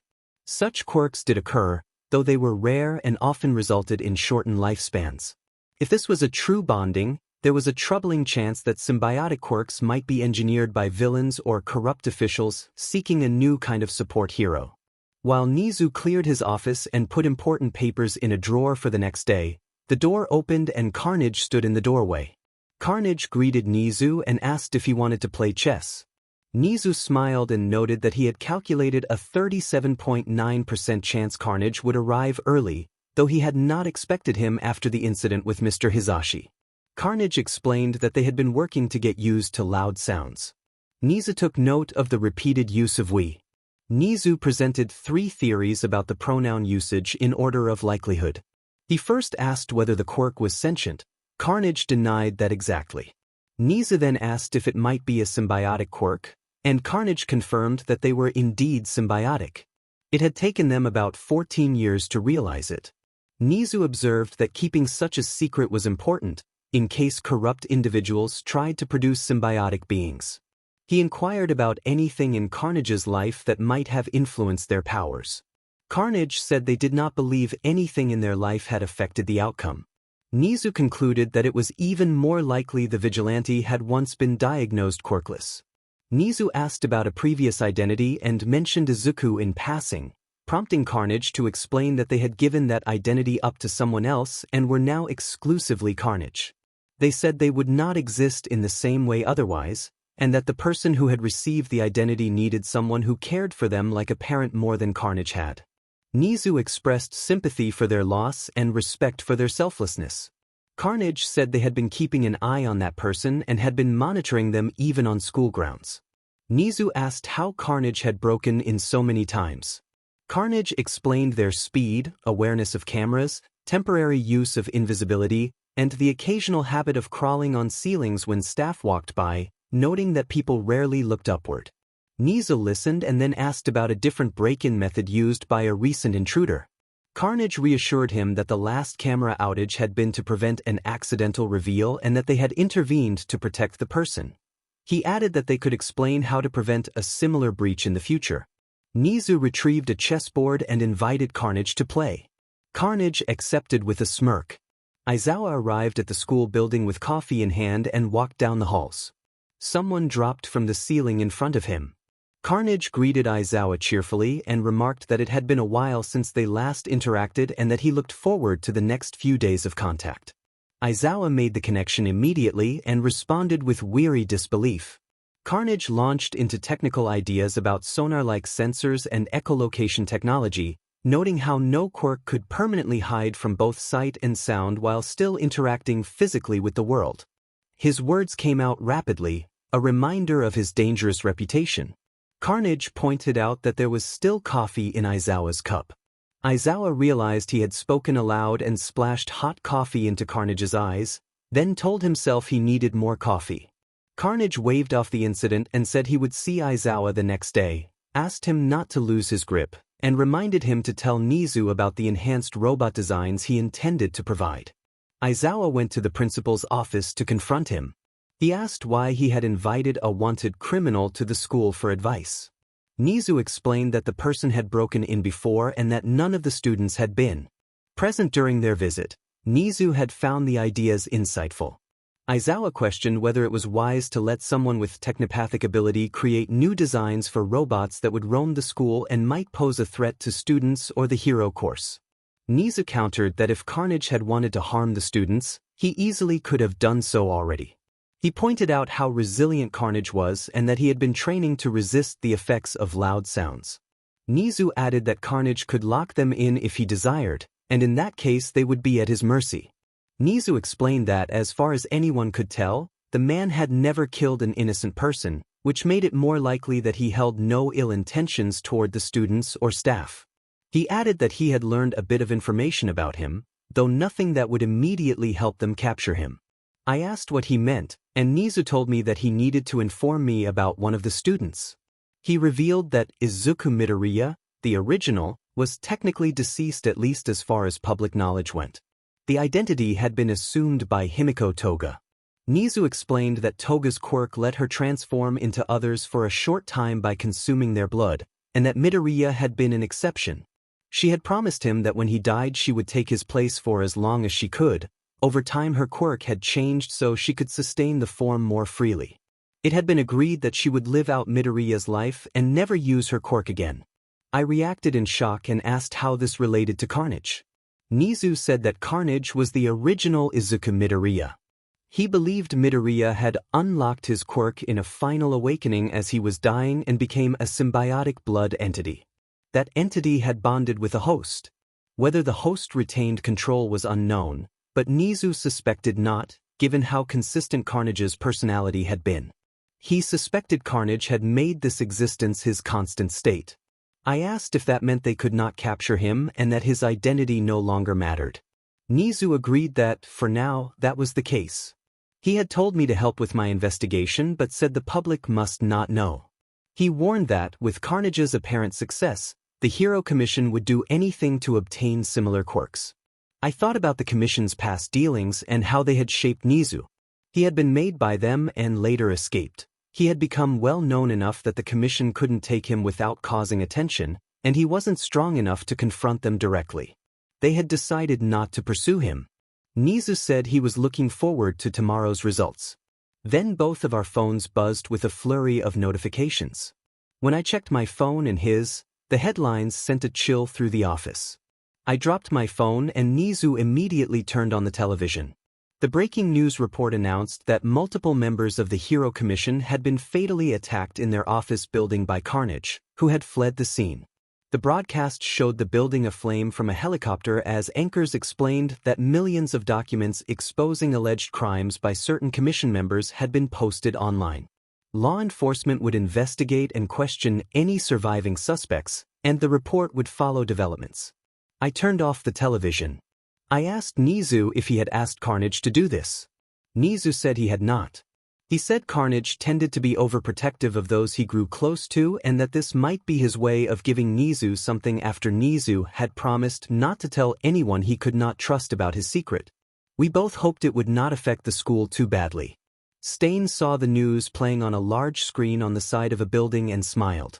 He thought that Carnage acted like a purge, removing corrupt figures from society, and he resolved to keep that in mind. Kurojairi informed Tamura through a monitor that this was beneficial for their plans. He said that the collapse of public trust in hero society would please Tamura and that he was impressed by the audacity of the attack. They agreed that meeting Carnage in person would be desirable. Their plans for USJ seemed one step closer to undermining the hero system. Later, we set out to deliver the blueprints for the new robots. We decided to bring the physical drawings in case Aizawa suspected a digital intrusion. Parking was empty, and we realized Nizu must be installing vibration sensors that day.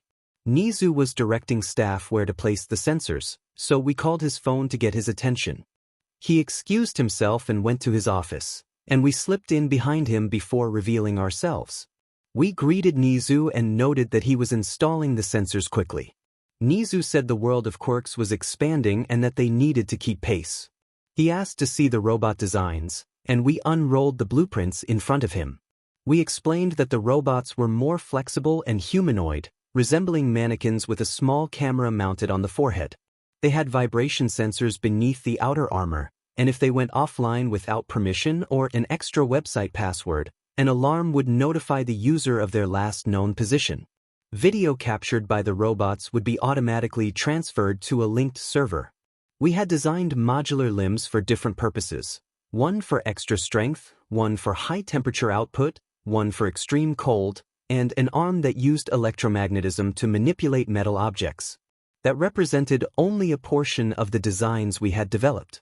Seeing the blueprints, Nizu absorbed the details and asked whether the robots essentially replicated quirks.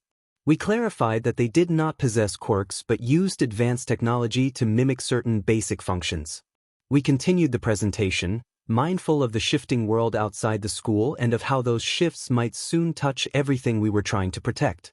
Carnage explained that if he were to build a robot with a quirk, it would be a synthetic humanoid fitted with the necessary organs and designed using thousands of records of quirk awakenings and experiments. He would create a controlled chemical scenario to trigger the awakening. Nizu expressed admiration for the idea and asked why Carnage had not already forced a quirk awakening on himself, given his sensitivity to sound. Carnage answered that attempting to force an awakening on himself now would likely be impossible.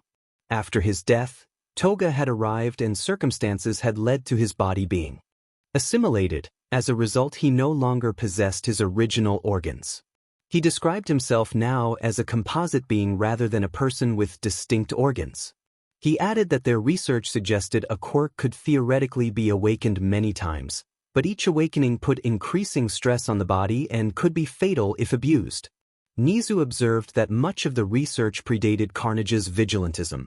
Carnage agreed that they had been too cautious to attempt such experiments earlier, since death was a much likelier consequence then. He noted that trying to awaken a student's quirks would invite intense scrutiny and accusations that would make them appear culpable. Nizu said they would forward the designs to the best students in the support course. He explained that the incoming class included bright, enthusiastic builders, some eager to modify base models once they were complete. Carnage said they would do their best to keep crime low and asked to be informed about how the robots performed. Then he left by jumping through a window and swinging away. Toga mentioned that May would probably be working on the project. Carnage remarked that calling someone by their first name suggested a close relationship. Toga revealed that May had been her ex-partner. They had dated before a serious violent incident forced Toga to flee, after which she had met Carnage. Carnage reflected that their personalities were similar, both energetic and accustomed to close contact, often drawn to excitement. Toga insisted that May had borrowed many of her habits while they were together, though May had eventually learned to stand on her own and take care of herself. Toga said she had watched over May and helped ensure she maintained basic self-care. Carnage admitted that he had not had close friends growing up and that Toga walking into the alley where his body had been was the first time in a decade that a girl had willingly approached him, aside from his mother. Toga smiled and embraced him, her extra arms extending in a literal, protective gesture. Carnage thanked her. Toga responded affectionately, calling him her favorite quirkless kid. A scream cut through the air. Toga's arms slid back into place as they moved into action. They swung into the alley and intervened to separate a hero from a frightened bystander. Carnage recognized the hero and the corrupt history attached to that name. He smiled and then lunged, using a sudden, forceful maneuver to incapacitate the hero without graphic injury. They left the encounter behind, aware that their lives were messy and dangerous but accepted it as the way things were. They were not surprised when school was canceled for one more day. Robots did not emerge fully formed from blueprints. It was clear, however, that classes would resume the following day. They made sure everyone knew that from the emails sent to their parents. That day they had decided to use their sensitivity to sound to help find crimes and stop them. Now they stood on the roof of a building, using large disc-like extensions from their body to amplify distant noises. They could separate what most people would call white noise cars, the hum of the city, and pick out individual sounds. A sharp bang registered through the discs like a gunshot. They moved fast. The bank robbery was close. From above they could see police surrounding the building and hostages trapped inside. They slipped in through the vents and reached the main hall unnoticed. They extended a few tendrils and approached the robbers, careful and precise. One hostage whimpered that if only Carnage were here. Where was he? They wondered nervously. The hero answered calmly and without panic that they were here to help. They then used their tendrils to disarm and restrain the robbers in a quick, stylized, non-graphic move that left the criminals incapacitated and the hostages safe. They declared a heroic catchphrase in the style of All Might, and the crowd reacted with grateful relief. Most of the people wanted to come forward, but they held back, shaken by the chaos they had witnessed. A little girl of about 5 approached, trembling. She asked if she could be a hero one day even without a quirk. That question struck a painful chord, reminding them of the losses that had shaped their own dream. They smiled and reassured the girl that she could be a hero, that they believed she would be one of the best of her time. The girl brightened, hugged them, and thanked them. They gave the girl a brief, harmless touch so they could contact her later if needed, then left through the bank doors and swung away, the scene settling behind them. A few blocks over, a truck of thugs was speeding away. They launched pieces of themselves that acted like tacks to puncture the truck's tires, then slammed onto the hood and, in a dramatic anime-style maneuver, anchored to the road to bring the vehicle to an immediate stop. The villains inside were quickly restrained and began to cry, overwhelmed and defeated. They told the criminals that they were fortunate to have been stopped before things got worse, then released their hold and moved on. They floated above the city, scanning for the next disturbance. Mirio called, and the hero answered. Mirio said it had been too long since they had seen each other and asked if they wanted to join him for lunch at UA the next day. They agreed, noting that they were starting to make a few close friends at school. Their sound detectors picked up another cluster of noise, voices, and movement that the naked eye might miss. They apologized, hung up with Mirio, transformed, and dove toward the source. They dashed into an alley where people were dealing quirk-altering drags. They extended tendrils, pulled the dealers in, and neutralized them without injury, taking the contraband into custody. They examined the substances and realized these were the strongest quirk drags they had ever encountered, compounds that could erase quirks rather than merely suppress them. Some of the suspects appeared to be connected to the Yakuza. They contacted Sir Night Eye and identified themselves as Carnage, explaining that they had neutralized several perpetrators and uncovered critical evidence about quirk erasers. They sent him the location and offered to hold the scene until backup arrived. Then they waited, vigilant. We were on our way to the USJ that day. Toga and I got on the bus, and as usual we weren't paying much attention to the others. A thought had come up between us the night before. Can we die? It was a hard question. From what we'd seen, intense forces could hurt us, but because our regeneration seemed tied to our blood rather than a single organ, it felt like we would keep living unless something truly destroyed us. We wondered whether living forever would be a blessing or a curse. Immortality might grow boring after a while. We didn't fight for pure entertainment, but we imagined an eventual tiredness, a desire for rest. Maybe someday a villain or a hero would get lucky and give us that rest. For now, though, that moment hadn't come. There were still small, meaningful things to do, helping children smile, saving lives so people could have brighter futures, and that kept the work from feeling pointless. We exited the bus and entered the USJ. My danger sense began to twitch. We could feel enemies hidden in the zones, and then a small purple portal opened in the center area, the same color as the portal that had been used by the man who had made offers before. Seeing him, everyone prepared for combat. 13 had ordered the others to retreat, and Aizawa dropped down to confront the threat. We started to leave the USJ, but then the Warp villain appeared in the plaza. The Warp villain introduced himself as a member of the League of Villains, explained that they had intended to meet All Might but had noticed he was not present, and added that he wanted to speak privately with Midoriya. Before he could finish, I rushed him. Most of his form seemed like smoke, but there was something solid hidden inside it. I fired a grappling hook that caught on a metallic collar. I flipped the figure and brought him down hard, then struck in a fast, controlled series of blows designed to disable rather than maim. Aizawa warned that Midoriya could not just act like that, and I insisted that such rules did not apply to me because I considered myself quirkless. The fainted villain began to stir, so I moved at nearly super speed and struck again to keep him down.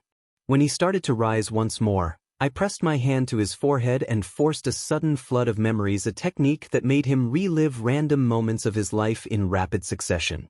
With that done, I ran for the exit. Kaminari immediately called for help. We boarded the bus that had brought us and left the area in a hurry. Meanwhile, thought back to what had just happened. He replayed the memory fragments and realized the hero he had faced matched a child from his own recollections. The memories had been disorienting and random. Looking out as the bus raced away, acknowledged that he had failed to retrieve the target and had been unable to scatter them. The child's quirk was far stronger than he had anticipated. The child had done something to his mind and even knew about Shigaraki through his old pet. Concluded that the child might be able to influence minds at a distance. He teleported back to the center plaza. Shigaraki asked whether he had captured the child. Reported that the child's quirk had been stronger than expected. The child had forced irrelevant memories into Error's mind, which had delayed him and allowed the child to escape, and the child had immediately targeted Error's weak spot. Shigaraki noted that they had likely found a high-level specialist and told Error to look into the child's family tree. Since their mission had failed, Shigaraki decided they would withdraw with the limited information they'd gained. They returned to base with the Nomu. A voice on the screen commented on their early return and the absence of excessive blood on the Nomu, suggesting the operation had not gone as planned. Explained that they had underestimated the child's quirk and suspected some form of telepathy or memory manipulation. The man on the screen acknowledged that Mr. Midoriya might be an even greater asset than expected and suggested adapting their capture strategy. He added that, given the child's apparent interest, the League might encounter him again. At the same time, Tsukachi and the police were interviewing everyone present during the incident before the warp villain and the bird villain left. 13 had reported that the warp villain had expressed a desire to meet All Might, a likely threat, and had specifically wanted to speak privately with Midoriya. That made follow-up questions necessary. Tsukachi approached Izuku Midoriya, identified at the same time as Himiko Toga in this confusing report, and asked whether she knew why the League of Villains had targeted her. She explained that her dog had a strange ability. It returned to life 24 hours after dying, each time reappearing at the age it had been when it first died. She had spent time seeking the dog's owner and believed that the man she described, the man with blue hair and multiple hands seen during the USJ incident, might be that owner. When Tsukachi asked how she had come to that conclusion, she said someone had shown her Mon's memories so she could learn the owner's name. From those memories she had deduced that the owner's quirk depended on all 5 fingers touching an object to disintegrate it. She recognized him because of the day the press had supposedly broken in. The man in the memory looked and sounded familiar to her. A short neutral pause bridged the gap as the investigation continued. She had said that she discovered his quirk when she threw a baseball at him and he caught it and disintegrated it, and she admitted she did not know their name. I asked why she had not told anyone that he had broken in. She explained that she sometimes sensed things and could tell when certain actions could lead to danger. She had used that sense to find the warp villain's weak spot and had feared that telling anyone might cause more harm than good. Aizawa said he believed her and told her she could let him go. Toga began to walk home. I asked Aizawa why he had trusted her about the sensing. He explained that some time ago Izuku had been badly injured trying to save his pet dog from being crushed by a semi. Izuku had been rescued, pulled into an alley, and healed by Carnage. Later, Carnage told them that because of the blood transfusion during that healing, Izuku had gained weakened versions of Carnage's powers. Carnage had asked them not to tell Izuku, because Izuku was extremely self-sacrificing and knowing might push him further. I reacted that it was an interesting story and thought I might tell Toshi about the kid, who sounded like a perfect successor. Very soon after the 3-day break, the students received another 2-day break after. Villains invaded the USJ. The school was broken into, but Class 1A did not collapse into panic. They became more determined to prepare. They were surprised by the lead I took in their training. Normally being overshadowed by a quirkless student would have left them upset and complaining, but to my surprise they chose to learn. The class reacted in awe when Midoriya demonstrated his strength by lifting most of a tree trunk. Midoriya acknowledged that it was impressive for someone in his situation but insisted that such strength was achievable through training, even without a quirk. He told them he would start everyone off with lighter weights. 17 students attended, technically 19 if Midoriya and Toga were counted. Katsuki and Todoroki skipped, preferring their own training methods, and Kirishima trained with Baku. Midoriya's regimen was not easy. 20 minutes in, everyone was complaining.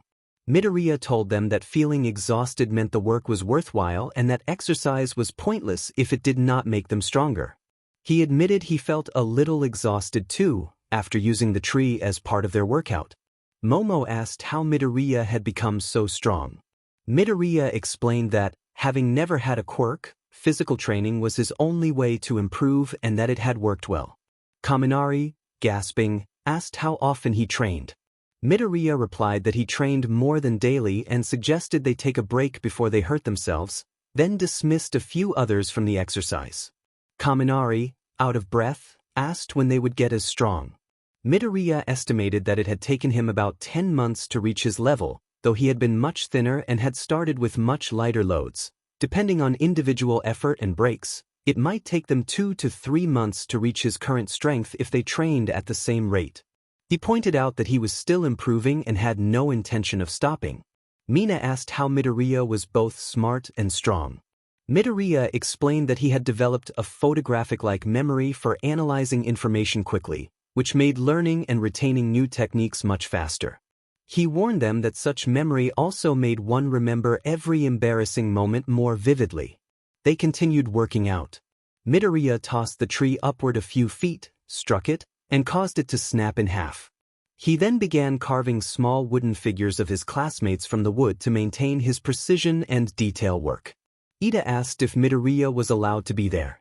Midoriya said he believed so. There had been a sign years ago forbidding people, but he had been coming to the spot since he was 4.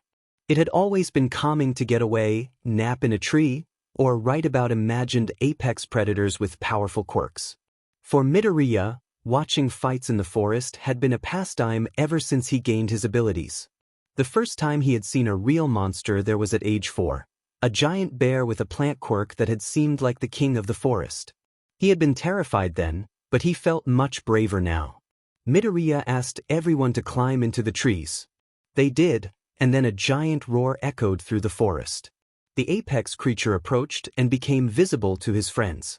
They called it the apex timber because it was surrounded by wood and bark, a towering presence with glowing green eyes.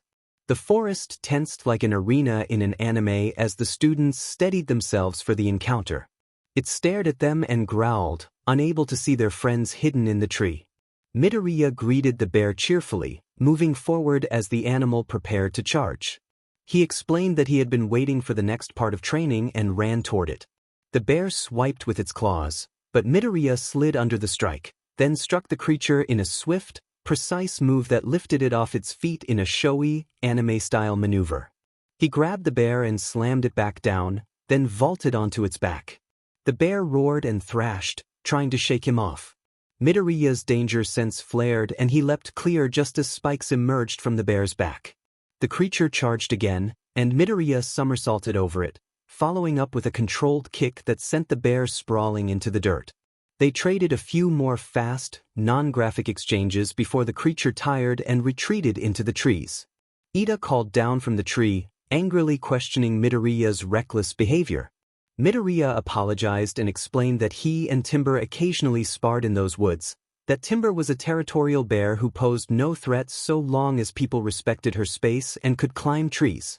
Ida admonished Midoriya about the danger and the likelihood of getting hurt. Midoriya responded that growth required risk and pushing limits, invoking the idea of going beyond one's comfort. He added that Timber could be placated with berries and, strangely, did not harm those who fed her. When the others asked about Timber's gender, Midoriya clarified that Timber was a mother bear and that her cubs had quirks influenced by both parents. One cub was plant-like, another emitted spores, and another had a quirk that drew energy from plant life to strengthen itself. Kaminari inquired about the father's quirk, and Midoriya explained that it balanced life force across an area by averaging the energy in a radius and redistributing it, and that he had once seen the father revive something small. Everyone reacted with surprise. Mina asked how Midoriya knew so many details about the animals. Midoriya replied that it had taken hours of quiet observation. They packed up their gear, and Midoriya slung his bag over his shoulder, promising to train together again. He left with a smile, keeping to himself that he planned to go out and fight crime under a different name. He suspected Ida might report his forest excursions, but he reminded himself that their activities were legal and the forest had been purchased and opened for their use. They later arrived at the UA Sports Festival, the first real opportunity to test their limits against classmates in more than just hand-to-hand combat. Most of their class had pursued different training methods, so Midoriya felt well ahead of many peers, though he remained aware that other classes might contain counters to his abilities. As the race began, his danger sense alerted him. He launched himself forward and cleared a sudden wave of ice, using his speed and control to keep his feet steady despite electromagnetic sticking. He passed Todoroki at a blur, drawing surprised looks, but the course's robotic obstacles soon appeared, machines of various sizes set as challenges rather than pursuers. Midoriya used his speed and agility to navigate past the robots. Behind him, freezing elements began to spread, but a seismic robot activated and sent shockwaves through the arena, shaking the ground and slowing many competitors. Midoriya was one of the few who maintained momentum. They reached the tightrope stretched over a canyon. Midoriya ran straight across with no hesitation, a terrifying sight for those who tried to emulate him, and slipped into a safety net below. He continued through the minefield with careful footwork and precision, avoiding every mine, and crossed the finish line first. The announcer declared Izuku Midoriya the winner of the first UA challenge, and the crowd erupted in cheers. Midoriya stood smiling genuinely as Todoroki arrived in second place and the rest of the contestants finished shortly after. For the next round there would be a cavalry battle. Midoriya understood that the first-place finisher would be marked with 1,000,000 points, making them a target but also guaranteeing advancement to the next stage. His first teammate was Mei Hatsum from the support department. He acknowledged her and she immediately fixed on him, noting familiarity and making an observation about his eyes that revealed she had recognized him despite a disguise. Midoriya suggested they talk after school at Mei's house, and she agreed, launching into an animated explanation of a new jetpack and hover boots she had been developing. Uraraka then joined their group and asked whether the two of them knew each other. Midoriya confirmed that Mei was an old friend, and Uraraka accepted the explanation with a smile. Midoriya announced that they would recruit the last member and walked over to Tokoyami. Midoriya invited Tokoyami to join the team, and Tokoyami nodded in agreement. Midoriya then outlined the plan. Uraraka would remove their gravity when they needed to get into the sky, Mei would give them lift with her boots and jetpack, Tokoyami would guard them with Dark Shadow as a near-perfect defense, and Midoriya would ride and focus on dodging and preventing anyone from stealing the headband. Everyone agreed and took their positions, with Mei in the back right, Uraraka in the back left, Tokoyami in front, and Midoriya as the rider. When the match began, opponents targeted them immediately. Anything that came near them was dodged, and soon they were airborne, crossing the field. After a few minutes, the other teams realized Midoriya's group would not be caught easily and that they needed points quickly. A danger sense alerted Midoriya as something sped toward them. Midoriya reacted with a backflip over a reaching hand and let it pass harmlessly. The approaching team was identified as Todoroki's Kaminari, Yaoyorozu, and Ida. Kaminari and Yaoyorozu wore roller skates to keep up with Ida. Midoriya smiled at the sight. Ida's engines were fuming, indicating he had overexerted himself and might be unable to use his quirk for a short time. The team pressed on, prepared for Todoroki's freezing power. Midoriya dodged everything the team tried, including bolts from Kaminari. Their teammates were not always so fortunate. Dark Shadow could only block so much, but the match ended before Bakugo could close in. When the round concluded, the students prepared for the next phase, which would pair them against one another. Midoriya's first opponent was Hitoshi Shinso. Before the fight, Todoroki asked Midoriya for a moment and led him away from the center of the arena to speak privately. Todoroki asked bluntly whether Midoriya had a quirk. Midoriya explained that he had been diagnosed quirkless at 4, though recently he had begun to sense danger before it happened. Midoriya clarified that the sensation felt more like limited precognition. He usually perceived impending bad outcomes and how to react, but it was not perfect foresight and did not reveal outcomes when danger was unavoidable.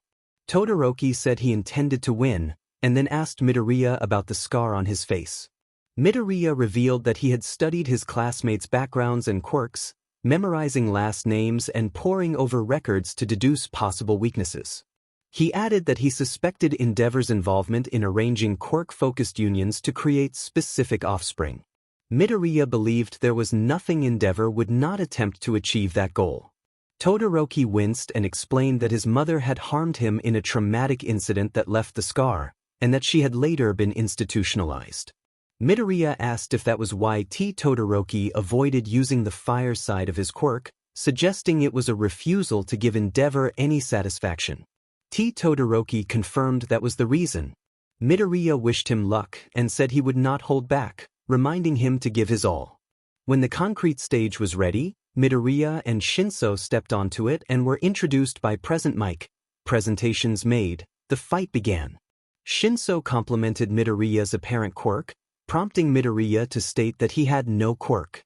At that moment, Shinso attempted to use his ability to command someone in the crowd, and Toga began to move as if under that influence. Midoriya interrupted the control by causing a small, sharp discomfort, a pebble in his shoe, and briefly broke the compulsion. Within seconds, Midoriya forced Shinso out of the arena. Midoriya then offered Shinso a chance to train with him, advising that exposure of the quirk would invite simple counters like silence and that training could help. Midoriya indicated where Shinso could find him during lunch and returned to the stands. As they settled back into the stands, reality seemed to fracture like glass. Two figures burst through that rupture, already engaged in combat. One was a red-skinned figure clad in armored machinery and a flowing red cape. The other resembled a man formed of stars and night sky, wearing a strange badge on his chest. They exchanged blows with dynamic, exaggerated energy, then broke through another shimmering wall of reality. The armored figure fired 6 intense beams that struck the starry figure, sending him hurtling through a portal in a burst of bright light. Seeing that the two were fighting and the night sky entity was trying to prevent destruction, Izuku transformed into Carnage and jumped through the portal to help however he could. Izuku found himself back at the UA Sports Festival. He and Toga sat in the stands and watched their friends compete. Todoroki faced Zero, and the match ended quickly when Todoroki formed a glacier that took up half the Colosseum. While they watched, Izuku noticed Todoroki seemed unsettled. He caught a flicker of Endeavor's fire from the tunnel where Todoroki had come through. The sight of Endeavor had clearly affected Todoroki, and Izuku felt the weight of what that could mean. Toga admitted that she was worried about what they were to each other in other universes, explaining that none of those versions had been symbiotes like they were, and that she feared they might not be friends across the multiverse. Izuku responded that he understood her concern, reminding her that their circumstances were unusual. Toga confessed that if she had still been alive in that alley when he found her, she might have tried to kill him, and she asked whether he would have let her live if he had not known her story.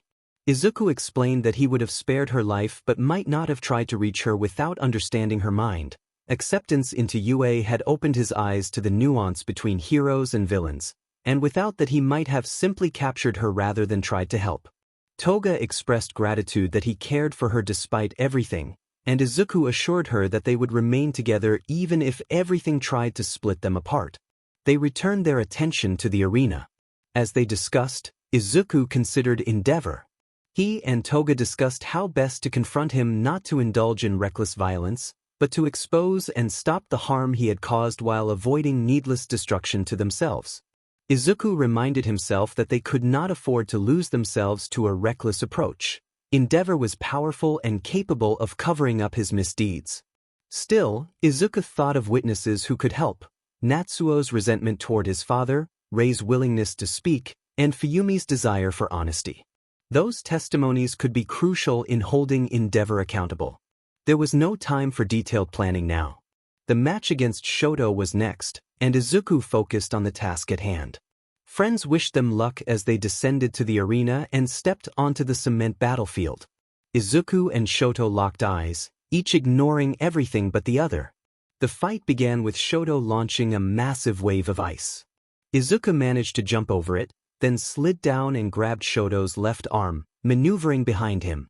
Frost began to form on Shoto's right arm as he prepared another attack. Izuku moved quickly, positioning Shoto's arms together so they froze as a single unit and slowed his movements, like improvised restraints. Shoto staggered but was not incapacitated. He stomped, signaling a glacier was forming behind him. Izuku and Toga sprinted forward, leapt over Shoto to avoid the blast, then seized the opportunity to toss him onto the glacier. The exchange played out with fast, fluid motions reminiscent of an anime battle, intense, strategic, and free of gore. The match continued as a display of skill and teamwork, each move calculated to gain the advantage while keeping the conflict within the bounds of a controlled, high-stakes competition.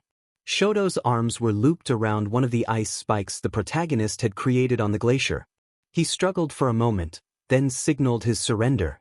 The protagonist thanked Shoto, hoped he had a nice day, and climbed up to free him. They guided Shoto out of the ring while ignoring the announcers. On the walk to the stands, Shoto asked if he was weak. The protagonist explained that they were not calling him weak, but admitted they had a hard time losing fights or games and prepared for many scenarios.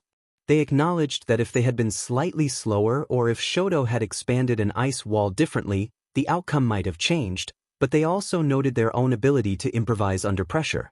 The protagonist said they did not think Shoto was weak. Rather, they could outclass him in some ways and had managed to dodge his ice attacks, which had been decisive in the battle.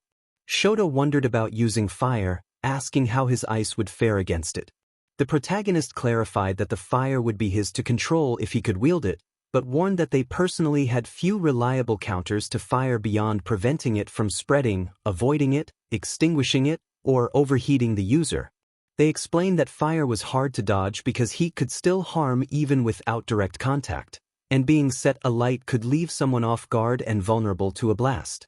The protagonist advised Shoto to use fire only if he felt comfortable with it and warned that using it could cause psychological strain. They offered to help if he chose to pursue it and suggested he avoid talking to his father about it.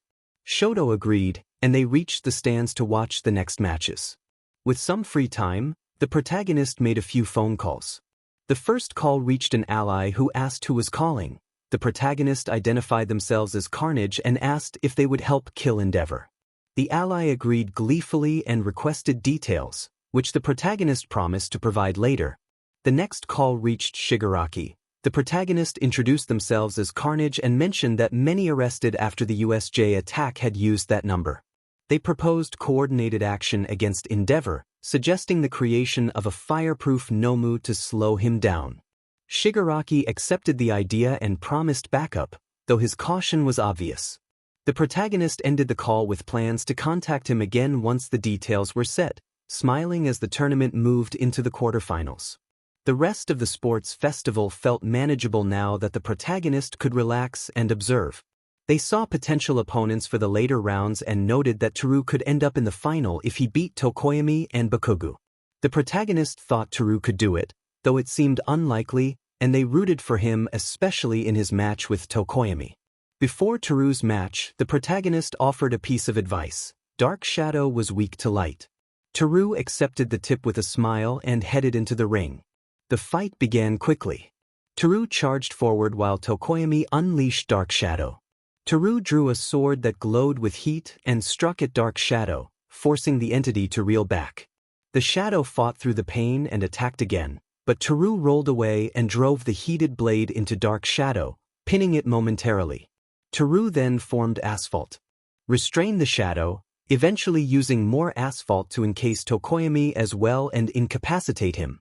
Toru emerged as the winner of the match. After helping Tokoyami and Dark Shadow recover, the next match between Bakugo and Kirishima began. Bakugo won through overwhelming force as usual. That set up the protagonist's own bout against Ida. The protagonist entered the ring to find Ida standing opposite them. When Ida rushed forward, the protagonist jumped over him and kicked his back, sending him skidding out of the ring. The protagonist reflected that they could often anticipate attacks before they happened, making raw speed less relevant unless an opponent could alter time. With that tactical edge, the protagonist won the match, helped Ida to his feet, and returned to the stands. They waited for the match between Toru and Bakugo, eager to see how it would play out. When the match began, Toru formed a ball of asphalt in his hand and threw it at Bakugo, beginning the confrontation.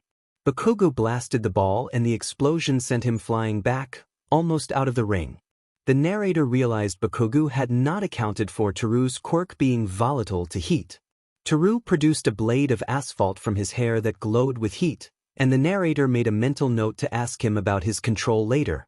Toru could form solid asphalt almost instantly after ejecting it.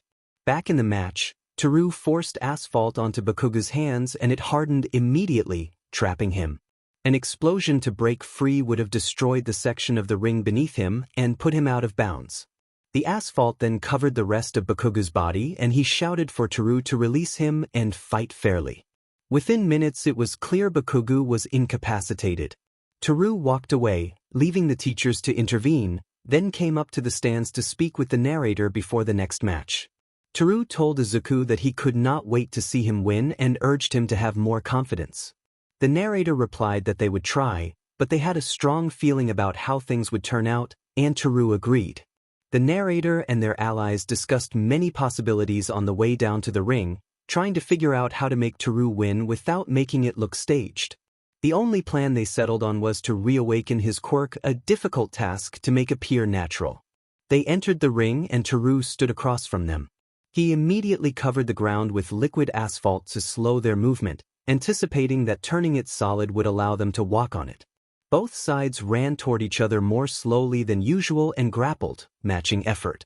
Toru pushed hard and was gaining ground. The narrator noticed a small ring of solidified asphalt around Toru's feet, anchoring him. Toru shoved with renewed force and sent the narrator back a few feet. The narrator planted their feet and used the firmer ground to launch forward, tackling Toru and knocking him off balance. The narrator delivered a few quick punches to his torso, then began dragging him toward the edge of the arena. Toru fought back fiercely and solidified asphalt around the narrator's feet and parts of his own body that were submerged. The narrator forced free using strength and another well-timed stomp to break the hold, and resumed dragging Toru. Toru continued to struggle and sprayed asphalt onto the narrator's hand to force a release. The narrator held on despite the resistance. Toru's intensity and passion flared like a perfect opportunity to trigger a quirk awakening. The narrator channeled their symbiotic ability into Toru's quirk organ to reactivate it. A massive surge of black asphalt erupted around Toru. The narrator released his hand as if compelled by the wave and was knocked out of the arena, while Toru remained standing inside it. He breathed heavily and watched the asphalt flow from his hands before it subsided. The announcer declared the result, and moments later they stood on the podiums. Bakugo stood in third place, glaring at both of them. Toru had taken first place and the narrator had come in second. All Might approached to present the medals, offering words of encouragement and admiration to each of them. When All Might placed the medal on the narrator, he leaned in and whispered that he was sorry. The narrator, confused, asked what he meant. The narrator also worried that the web of lies surrounding their identity was expanding. If Toshinori learned that Izuku Midoriya was actually Himiko Toga, things could get worse. Admitting everything now would complicate matters, especially since Toga would not know All Might had once told Izuku he could not be a hero if he was quirkless. All Might's expression flickered with confusion for a moment before returning to calm. The narrator expected All Might would speak with Principal Nizu later. For now, it seemed useful that some people believed Izuku was Toga. The sports festival ended and everyone went home except the narrator and Mei. They texted their mother to say they would be catching up with an old friend, then walked over to Mei. The narrator asked if they had a lot to talk about. Mei asked for an explanation, gesturing to the group and the circumstances. The narrator warned that it was a long story and promised to summarize quickly if Mei would listen attentively. Mei smirked and told the narrator to go ahead. The narrator began with the family issue they had once mentioned, without dwelling on details, and then explained that after running away they had met a boy named Izuku Midoriya. He had been dying and had begged them to do everything they could to make sure his mother would never know that he had died after seeing their quirk. The narrator had promised and transformed into him. Over time they learned to take that form at will. Eventually their identity was revealed to the police and they became legally known as Izuku Midoriya. The narrator added that they had adopted a dog and fashioned a hero costume that looked like an oversized, strange onesie.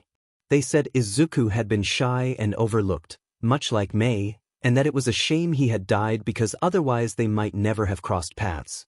Mei thanked the narrator for telling the truth and admitted she had gotten bored during the festival and hacked the police database to check, in case the narrator had tried to lie.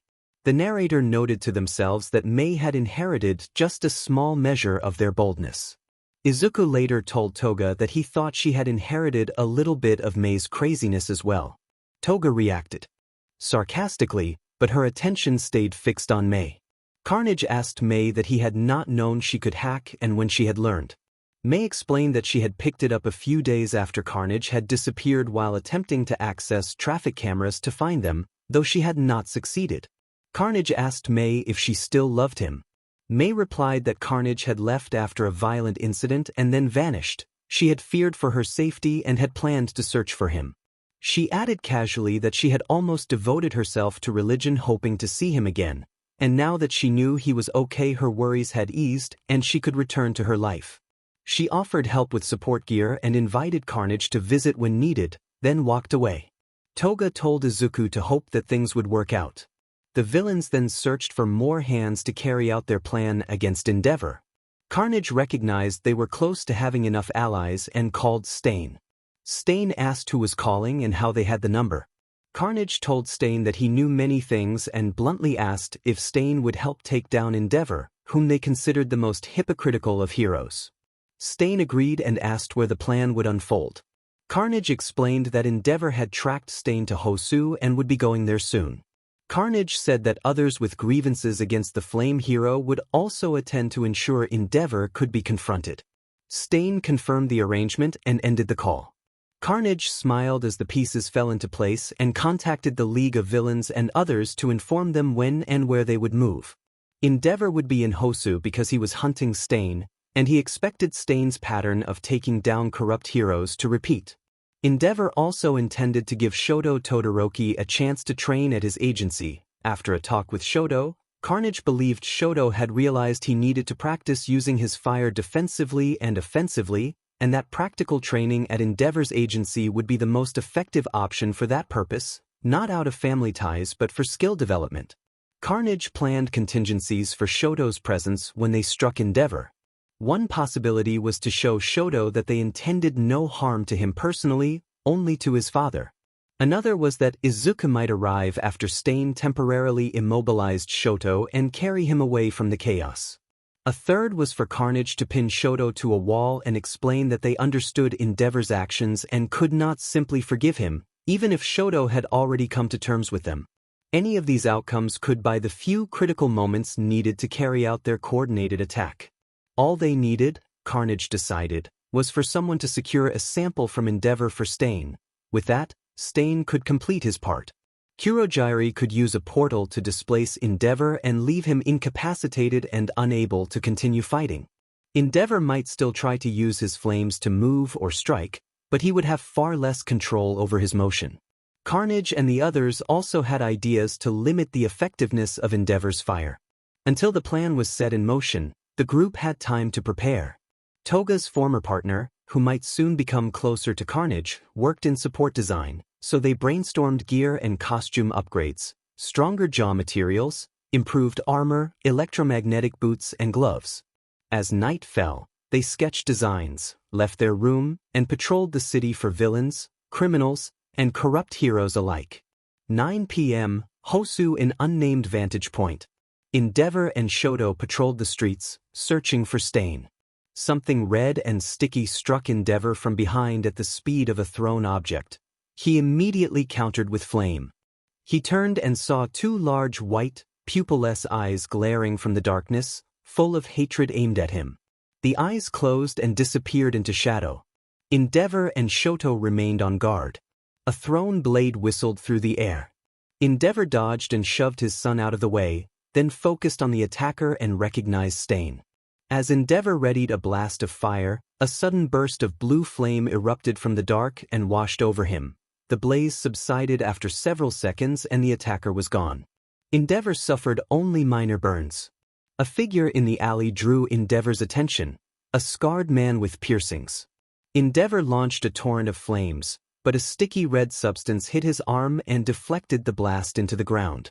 A crimson-clad vigilante then punched Endeavor in the face and launched away, turning invisible mid-leap. Shoto formed a wave of ice and caught Carnage mid-air, freezing him briefly, but a streak of blue fire blasted from the dark and melted part of the ice, causing Carnage to fall. A knife shot from the shadows again and grazed Shoto's cheek, leaving a shallow wound. Before the knife could continue on its path, something stopped it midair and sent it off in a different direction. A second burst of blue fire erupted, forcing both Todorokis to shift their attention. Shoto raised a wall of ice to block the attack and felt his body seize. He froze in place and alerted Endeavor that he could not move and warned him to avoid a strike. Two red strings lashed out and struck Endeavor in the back, yanking him into the air. Carnage followed with a flurry of rapid strikes, then kicked off Endeavor and vanished back into the darkness. Then blue fire erupted from beneath him, lighting up the area briefly before he disappeared again. Endeavor slammed himself into the ground with his flames. From the darkness, Stain lunged with a sword, and Endeavor barely dodged. Carnage emerged from behind and sliced at Endeavor's arm. Endeavor's arm flared, and he struck Carnage with a backhand that sent him flying. Carnage crashed into a building and was badly scorched, but the wall held. He soon retreated into the darkness, injured and pulling back to recover. Endeavor turned and found Stain gone. A faint blue light glowed in the distance, then multiple sewer lids were sent flying up, one uppercutting Endeavor. Stain surfaced behind him and tried to strike the flame hero, but the gleam from Endeavor's flames revealed Stain's position. Endeavor dodged and prepared a fiery blast, but a towering, monstrous Nomu stepped into the attack and shrugged it off. The fire curved around the beast as if it did not exist. The Nomu then hit Endeavor with a powerful blow that sent the hero hurtling across town. The mindless monster pursued, and Stain and Carnage followed. A scarred, black-haired man stayed behind. Dabi told Shoto to remain here and promised this would work in their favor. Shoto asked who he was, his voice edged with fury. Dabi identified himself as Dabi and added that Shoto would learn who he really was soon enough, then ran down the alley toward where the fight continued. Shoto's mind filled with questions until the name Tuya struck him like a bell. The fight with Endeavor was growing worse. The Nomu did not retreat into the shadows, and every time Endeavor focused on one opponent, another would strike. Endeavor unleashed an area of effect attack that incinerated everything within a small radius, and that radius began to expand. Carnage and Stain leaped away, but the Nomu stood its ground and kept advancing, apparently unharmed by the heat. Dabi arrived and fired a hot beam of blue fire toward Endeavor, smiling at the thought that Endeavor might overheat and be forced to stop. The Nomu grabbed Endeavor by the face, covering his mouth and nose, and Endeavor struggled for breath as the beast held firm. He tried to conserve energy and prevent overheating, but in the chaos Stain appeared in a burst of speed and delivered a decisive, fatal strike that ended Endeavor. The Nomu maintained its grip as Endeavor's body collapsed. The Nomu roared in triumph and then threw the fallen hero toward Carnage. Carnage caught the body and recoiled in shock, the scene a brutal conclusion to the confrontation. Across the internet, Enji Todoroki's secrets spilled into the open bribes, blackmail, and all the hidden abuses he had inflicted on his family. Everything was suddenly out in the world. 5 hours earlier, Carnage's perspective had guided the planning. Carnage asked if everyone knew the plan. Stain explained the strategy, guerrilla warfare with hit-and-run tactics.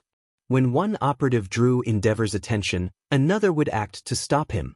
Once Carnage and Dabi had incapacitated Shoto Todoroki and kept him from intervening, the scout would give the signal to send the Nomu after Endeavor.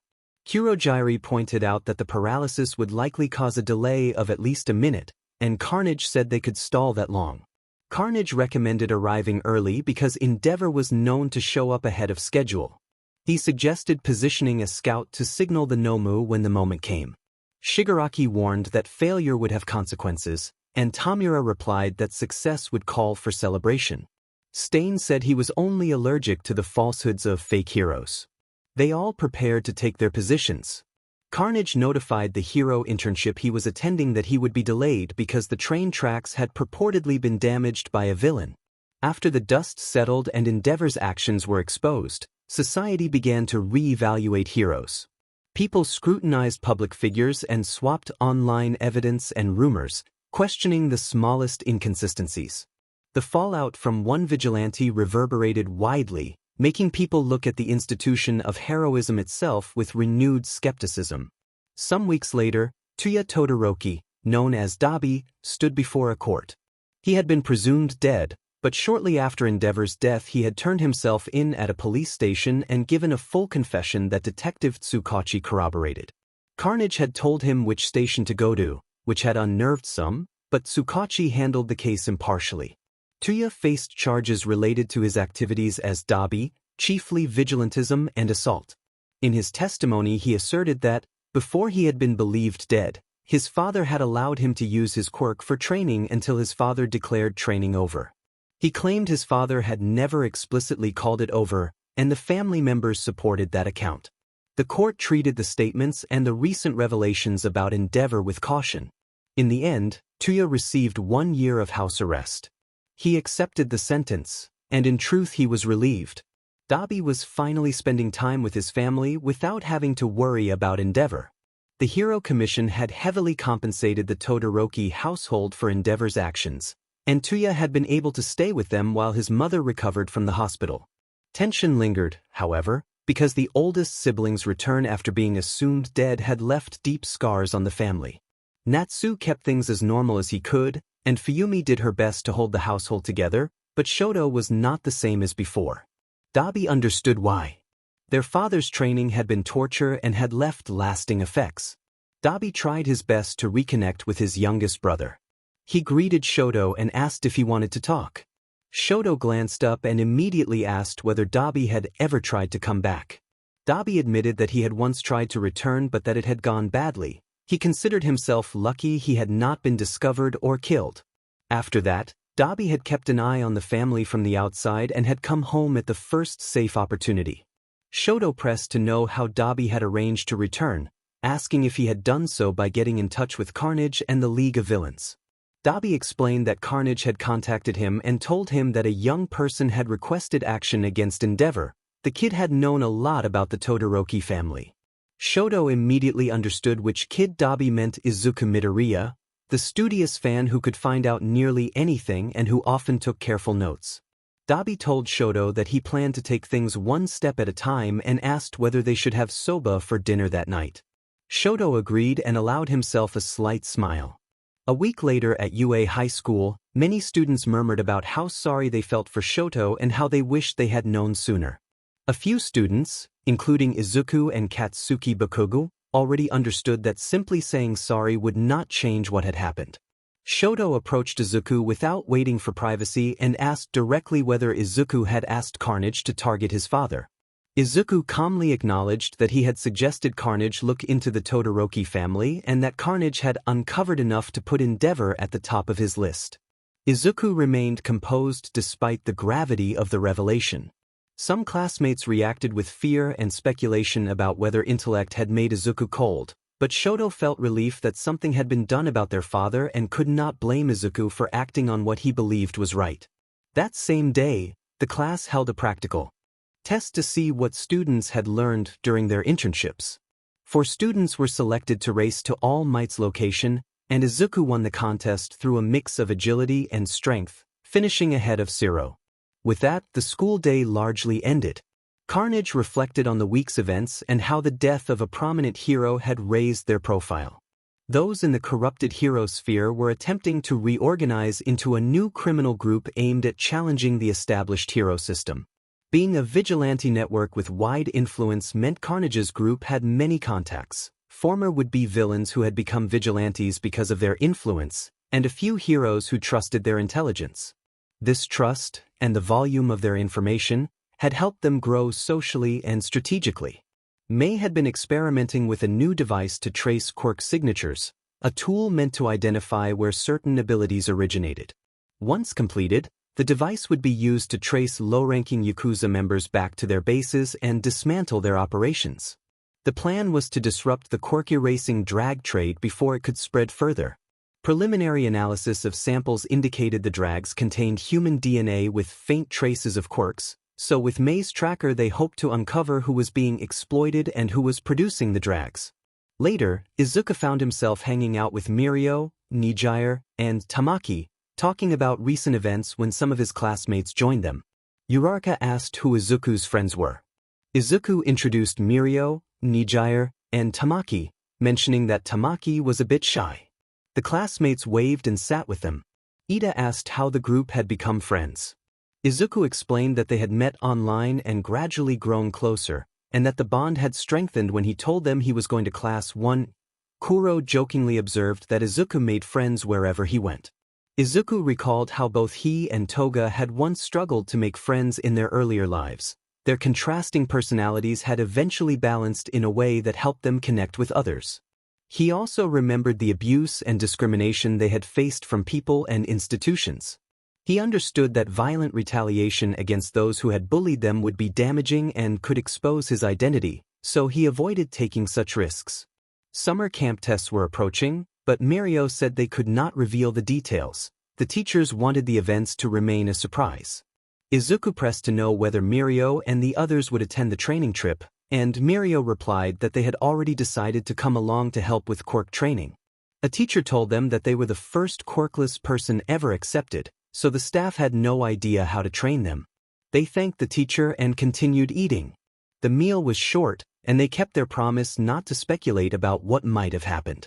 After placing first on the written test twice, it was finally time for the practical exam. 8 hero teachers stood ready, counting Principal Nizu in Aizawa's scarf made 9 UA staff members. When the teachers explained how teams would be divided, their sense confirmed the prediction as the man himself landed before them, All Might. All Might greeted the students and explained that they would face the heroes. He fastened heavy training weights to his wrists and legs and said the heroes would hold back despite the weights. They could not use their Carnage powers in public, so they hoped to avoid facing him. Luck did not favor them. They were paired with Katsuki Bakugu against All Might. It was the worst possible pairing, the worst partner and the worst opponent. Their only hope was that All Might would be merciful after subduing Bakugu, or that they could close the distance and cuff him before he could throw them across the city. The thought that All Might forget their quirklessness and use lethal force was terrifying. People with quirks often developed physical adaptations that made them stronger than quirkless bodies, and their own form, weakened by being liquid, left them at an additional disadvantage. They needed to finish the match quickly. They entered the arena with Katsuki. They asked him if he had a plan. He grunted and kept walking. When they pressed again, he grew angrier. Katsuki accused them of looking down on him, shouted that they had been doing so for years, and struck them with a backhand. They accepted the blow rather than escalating the situation. Katsuki demanded to know how long they had looked down on him. They answered that they had felt contempt since he had once told them to kill themselves, and that the moment had driven them to change because they recognized their own weakness. They explained that they looked down on him not for his strength but for the way he berated others while idolizing All Might. Katsuki insisted they were lying. They told him that, after relentless training, he would likely reach a level of strength they could never match because quirked bodies tended to adapt. For now they might be stronger, but that would not always be the case. They also said that at the very least they intended to die a hero. All Might warned everyone to stay aware of their surroundings when a villain might be nearby, then struck both of them hard enough to send them into a wall. The impact hurt. Their suit absorbed some of the force, but they staggered and felt pain along their back. They rose and ran at All Might. He swung again. They slid under the strike and managed a quarter-strength punch. It had little effect. All Might answered with a sharp blow to their side, and they coughed and staggered, though their determination remained. They used the moment to try to cuff him. He stepped back, and they stumbled forward to sell the injury, then turned the stumble into a run and leapt over him, aiming for his arm. He grabbed their leg and tossed them to the floor, then used a nearby rail to pin them. Concern crossed his face as he checked their condition. They refused to give up. They forced the rail off and charged again. They shouted that they would not give up and that they could be a hero too, which made All Might hesitate. Taking advantage of the pause, they managed to clamp a cuff onto his arm. Hurt and exhausted, they murmured that they had succeeded and then let themselves collapse as if they had passed out. All Might saw the narrator injured. For those watching on camera, like Nizu and Aizawa who were aware of a small trace of the Carnage-like power, the narrator made their blood slowly crawl back toward them. Unknown to Carnage, as they were taken to the nurse's office, a small drop of blood darkened, drifted toward Bakugo Katsuki, and clung to his skin. Bakugo's perspective. A voice kept echoing in Bakugo's head, asking whether he was aware of how weak he was, when he had become so weak, why he tolerated failures, and why he still lived what it called a pathetic life. It never left him alone. The questions came at night, at school, in bed, even while he talked to his parents. He was never alone and he hated it. His eating habits had deteriorated. He ate raw meat, chocolate, and sometimes mushrooms. His body felt like it was burning. He felt awful every single moment. He knew he needed help and thought perhaps Izuku might understand what had happened to him. Izuku's perspective. Izuku noticed that Bakugo had been looking terrible lately. They were worried about his health with only a week to go before summer camp. Maybe seeing them injured had finally made him realize how much he had hurt them, or perhaps their admission that they did not look down on him at all had made him push himself too far. Izuku wondered if Bakugo's intense training to surpass him or the memory of Izuku nearly dying as a hero had broken something inside the other boy. They were no therapists, but two troubled people coming together had taught them a thing or two. They had decided to talk to Bakugo that day. Just as Izuku was about to put on shoes, someone knocked on the door. Bakugo stood there, and Izuku felt surprised relief that they might get what they wanted without extreme struggle. Bakugo asked for help and said Izuku was the one person he trusted to keep a secret. He asked if Izuku knew anything medical. Izuku admitted that, though it was embarrassing, they had researched medicine in case the hero path failed and invited Bakugo to their room for a checkup, noting they did not want to upset their mother, who was working on a book about Izuku called The First Quirkless Hero. Part of Izuku had wanted to write that book for accuracy, but that would reveal dark secrets about their life. Their mother already knew about bullying and believed Izuku was mentally strong enough to deal with it.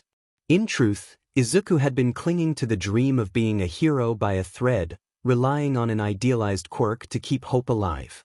If that hope had not appeared, Izuku thought they might have lost themselves entirely. They took Bakugo into Izuku's room and asked about symptoms. Bakugo said he was hearing voices and felt much hungrier than usual, with a persistent heat in his body. Izuku offered to take his temperature and placed a hand on Bakugo's head, attempting to sense what was wrong. An opposing force pushed back, and when Izuku withdrew their hand they found a dark, viscous substance on the floor that crept back toward Bakugo. Izuku identified the substance and asked when it had started. Bakugo said it began after the fight with All Might. Izuku admitted they could not fix the problem there but said they had what was needed to try to cure it somewhere nearby. Bakugo demanded to know what Izuku was talking about as they left the house. Izuku explained that even their safe neighborhood had watchful ears and that they could not risk someone like Jiro overhearing and revealing Bakugo's secret at school. They were cautious because undercover people worked for criminal empires they had not yet found. Any mistake could be disastrous. They made their way to Izuku's warehouse. Bakugo approached with a burst of power while Izuku slipped through a window. Inside, Izuku's dog Mon ran forward to greet them. Izuku introduced Mon and suggested Bakugo pet him if he felt well enough. Bakugo questioned how the warehouse could be a safe place to talk, noting it looked like someone's hideout. Izuku replied with wry humor that it was the hideout they had made for themselves. They opened a shipping container to reveal shelves of medicines, plants, and medical tools. Bakugo stared in disbelief at the array and demanded to know why Izuku had all of it. Izuku explained that, as a quirkless kid who had been friendless up until high school, they had used the time to learn everything they could about medicine and remedies. Izuku lied convincingly that he had spent a lot of free time scavenging scrap, researching how to build things, and keeping such detailed notes on heroes that the moment one became morally unfit, he could auction those notes to the highest villain bidder, which he claimed was why Endeavor was dead. Katsuki stood there in shock and confusion. Izuku then joked that Katsuki had asked why, not how, and brushed the explanation off as preparations for if his life took a turn.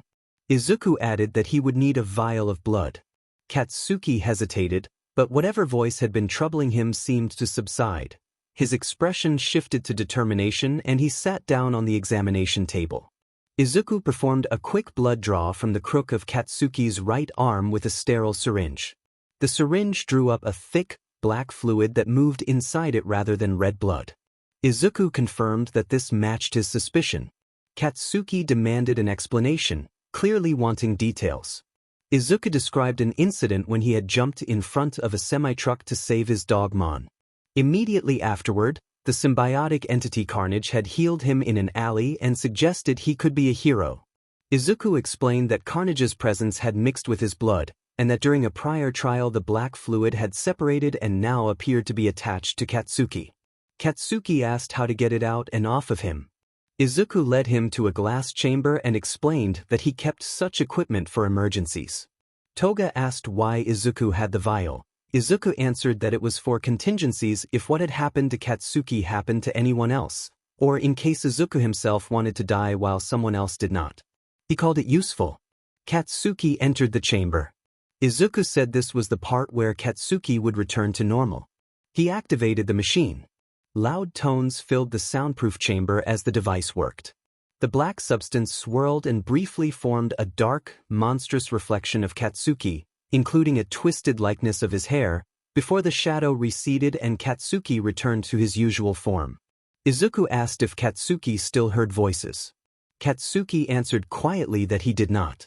Noting Katsuki's unusually subdued tone, Izuku pressed further, and Katsuki managed a hesitant, "Quite thanks."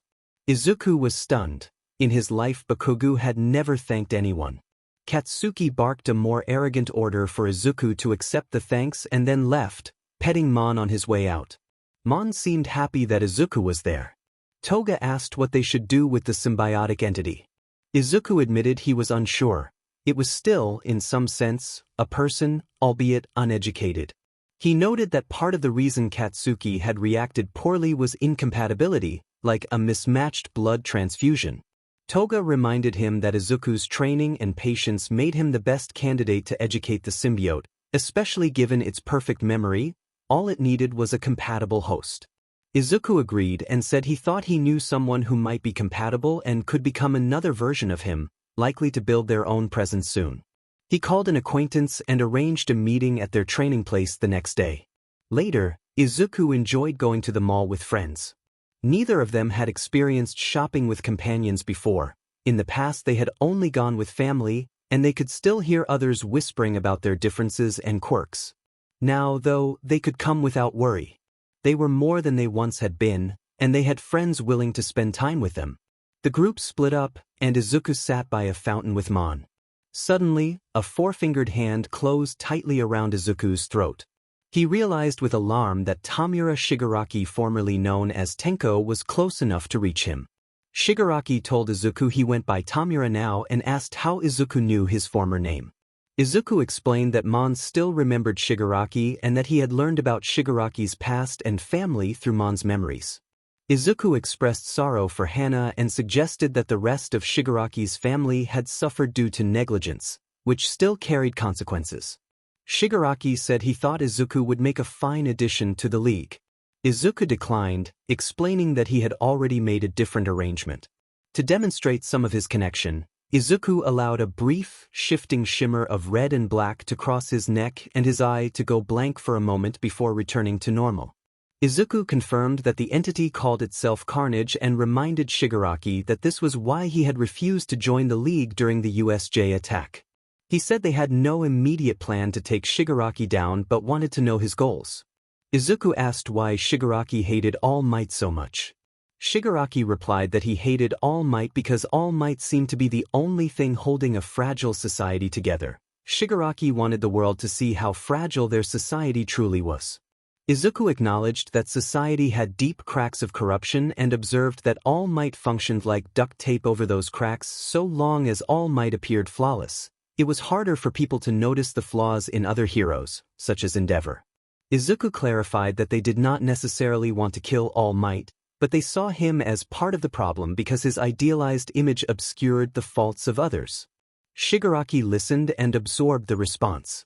He asked if they meant that exposing All Might's worst would make people finally acknowledge that if even All Might was not perfect, no hero was, and that the police would be forced to address every hero's flaws. They explained that they had already moved to expose the Hero Association's corruption and had removed many of the corrupt leaders they could find, but the replacements so far seemed nearly as compromised and were taking bribes from multiple companies. The worst part, they said, was that they could not stop all of those crimes alone. He offered to help and suggested he might know someone he could lend. They thanked him but declined, explaining that they could not handle everything by themselves, especially with summer camp coming up. They said they expected a vigilant ally joining the effort under the codename Venom, someone with powers similar to their own and a few extras, and that it would be good to have a consistent partner. They then asked if he wanted Mon back. He admitted that he wished he could, but that he was not the best pet owner. His quirk destroyed practically everything he touched, and he used it so often he sometimes forgot to wear the gloves that covered some of his fingers. They told him that was understandable and invited him to visit their home away from home, the place he had seen the day Anomu had stalked them after school. Before he left, he asked whose memories they had pushed into Kurogiri's mind at the USJ. They clarified that they had not pushed anyone's memories specifically. It had been a mind rush in which a bunch of memories, whether remembered or not, were forced through his current thought process. If Kurogiri had no idea he had those memories, they suggested he might have some form of memory loss suppressing them and recommended he investigate, since it seemed he might have a second life he did not know about. He said goodbye and walked away. They considered reporting the incident to the police but decided not to, because doing so would mean talking to Tsukachi and risking exposure. They could have rewritten Toga's memories to avoid detection, but even then their mother would likely discover they had a dog, so they let the incident slide. They walked home with a bag of summer items and some new ideas for their hero costumes. A phone call to May was all it took to pique her interest. They could hear her sketching as they described the design on the way home. They also saw their partner in black swing by and take down some criminals. It felt like things might turn out perfectly, which only made them more wary that something could go wrong. Never underprepare, always overprepare. They packed their bags full of support gear from their costume and a few gadgets inspired by other heroes. They felt ready to face the world with an arsenal. Mei Hatsum's personal lab at UA had been given to her so her experiments would not destroy other students' projects when they exploded. Shinso entered the room and responded sarcastically to her nickname for him, questioning whether she had to use it there since he did not have a dead alter ego story like Carnage. Mei dismissed his complaint and closed the door, noting that he actually had a separate quirk that related to the one he used now, and that his indents matched the color of his hair. Shinso pointed out he could change them at will, and Mei challenged him to go an entire conversation without being purple. To prove a point, Shinso transformed into his alternate form, Venom, his purple parts shifting green. Mei immediately asked for a sample of his symbiote. He coughed and shifted back to purple, skeptical of why she wanted it. Mei explained that she wanted it so she would not have to take hygiene breaks, as the symbiote took care of those, and also because symbiotes would make great lab partners. She planned to merge it with nanotechnology to create a new type of symbiote with different strengths and weaknesses and expressed a desire to become a vigilante like Carnage and him to provide backup when needed. Her eyes had gone pale during the explanation but then returned to normal, and she joked about the discomfort. Shinso said he did not trust her, then detached a small fragment of himself and sent it toward her as proof. Mei removed the fragment from her face easily and called him Aizawa Jr. sarcastically as he left. The door sealed behind him. On the bus to summer camp, their bags took up a lot of space, mostly kept under the student seats. With so many bags, someone eventually asked who had packed all of it. They admitted they had, and everyone reacted in surprise and curiosity. They explained that one could never be too prepared. When others asked about the hero costume they were carrying, They said it was a backup model May had built, uncolored because they had been in a hurry to get something that was not school property until graduation. When Ida asked why they had brought so much, they answered that they had an off feeling that something would go wrong, a feeling that rarely failed them, so they had prepared accordingly. The classmates concluded they were a little intense and sometimes overdone. Kaminari commented that they thought they had a problem. Izuku warned that they would see who had a problem 5 hours from then, predicting that Aizawa would throw an unexpected turn into their vacation and force them to overcome a 10-foot hurdle. Most people did not believe him, but the bus stopped at a cliff and a black car waited below with Mandalay and Pixie Bob standing by. That was when people began to accept Izuku's suspicions. Most of the others disembarked to see what was happening, but Izuku and his group stayed on the bus, preparing for the inevitable. Soon the ground outside gave way. Seeing his chance and knowing Aizawa could ride with the wild pussycats to the camp, Izuku drove the bus over the cliff. Working as quickly as possible, he climbed to the roof and attached the magnetically secured parachutes he had prepared. When they deployed, the bus began a slow descent. He used controlled charges to clear trees from the landing zone and moved out of the area to guide the bus safely. When the bus settled and Izuku opened the door, he taunted that he had come over-prepared. Everyone boarded, and Izuku instructed Bakugo and Todoroki to get on top to clear a path and handle any obstacles Aizawa had surely set. They complied, and the group pushed the pedal to the floor.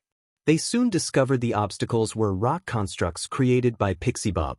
Bakugo and Todoroki dealt with them efficiently, but the creatures slowed their progress until Tokoyami and Momo joined in. Momo fashioned miniature cannons for everyone to use against the rock monsters, and with the combined effort it took only 49 minutes to reach the campgrounds. Ragdoll observed that they had arrived far earlier than expected. Izuku rubbed it in, attributing their early arrival to being prepared. Tiger warned that an early arrival did not mean they were exempt from training plans. The big three arrived as well, with Mirio noting how much longer it had taken him and his friends when they were students. Nijire asked how Izuku had gotten the bus to camp. Izuku explained that the keys had been left in the ignition, so he had driven the bus off the cliff, activated the magnetically attached parachutes, used charges to make a clearing, and then navigated a path through the forest. Nijire complimented him, and Izuku shrugged that anyone could do it, though Nijire disagreed. Tamaki replied that things had been nice, and Izuku commended him for being social. Kaminari whispered that it seemed odd Tamaki was closer to the big three than to the rest of them. Tiger shouted for everyone to be quiet and announced that training would begin, and the group set to work improving their skills. When they saw the training layout, they could not help but smile. For agility training, logs had been embedded vertically into the ground to create many pillars for parkour. Izuku leapt across them and noticed a stone statue of a ninja standing on a distant pillar. The statue animated and lunged toward them, prompting a flurry of jumps and evasions. Izuku and the others moved with rapid, precise motions, eventually clearing the statue and causing it to shatter. Tiger commented that Izuku had already found the agility training. Izuku asked whether they would have to wait for Pixie Bob to set up another stone ninja, and Tiger said yes, then shifted them into combat training. The sparring was fast and stylized, with Izuku and Tiger exchanging blows, rolls, and feints that resembled choreographed martial arts rather than brutal fighting. Izuku used tree branches and quick maneuvers to keep the tempo high, disappearing briefly among the trees and striking from different angles. Eventually Tiger landed a solid hit that knocked Izuku into a tree, producing a loud crack as the tree toppled, but Izuku recovered quickly. Tiger praised the performance and suggested a check for injuries. They were taken to the medical cabin to be examined. Any soreness from the impact faded quickly thanks to Izuku's quirk, and they were released soon after. Mirio offered to spar, and the exchange remained energetic and upbeat. Aizawa and the wild pussycats arrived at camp around dinner time. Izuku helped prepare the evening meal with the counselors, and when everyone ate, they appreciated his cooking. Several people suggested he should open a restaurant. Izuku demurred, noting that in a way he already had. After dinner, Izuku explored the grounds and found a narrow path that did not look like it had been made by the bus. The trail was slightly sunken and wound in a curious, eccentric curve. A tree stood close to the path, and when Izuku reached out, he felt a scaly texture. Judging by the pattern and the path below, he concluded there was a massive snake nearby and followed the trail, running down it in search of the predator. With incredible speed, I reached the bottom of a cliff and walked into the cave. Although it was dark, my sensitivity to sound acted like echolocation. I could form a three-dimensional image of the cave in my head, but I did not sense the snake. I did hear a pool of water. The surface was odd. There were no ripples despite a breeze, and the water held the suggestion of scales. I launched a tendril of myself to the ceiling, ripped down a stalactite, and drove it into the water. The pool reacted with a terrible roar and a serpent of water rose up. I backflipped out of the cave as it charged, then landed as it struck a tree. I shaped my arm into a blade and drove it into the creature, but it had no effect. The water serpent coiled around me, and its body began to solidify. Its eyes flared with a cyan glow as lightning illuminated it. My blade arm detached and flowed into the creature, merging with its form. The red of my limb blended into the serpent, which shifted to a tint of red. Its eyes took on a cyan shape reminiscent of my own. After uncoiling, it slithered back into the cave. That was strange. It seemed like another symbiotic snake creature, probably immune to fire because most of it was water. It had likely been the apex predator before gaining my power. Now the ecosystem might be thrown into chaos. For the moment, it seemed unstoppable, but maybe May could help later. I pushed a boulder in front of the cave and sealed the mouth shut with it. Then I headed back to camp. Storm clouds were gathering and it was time to rest.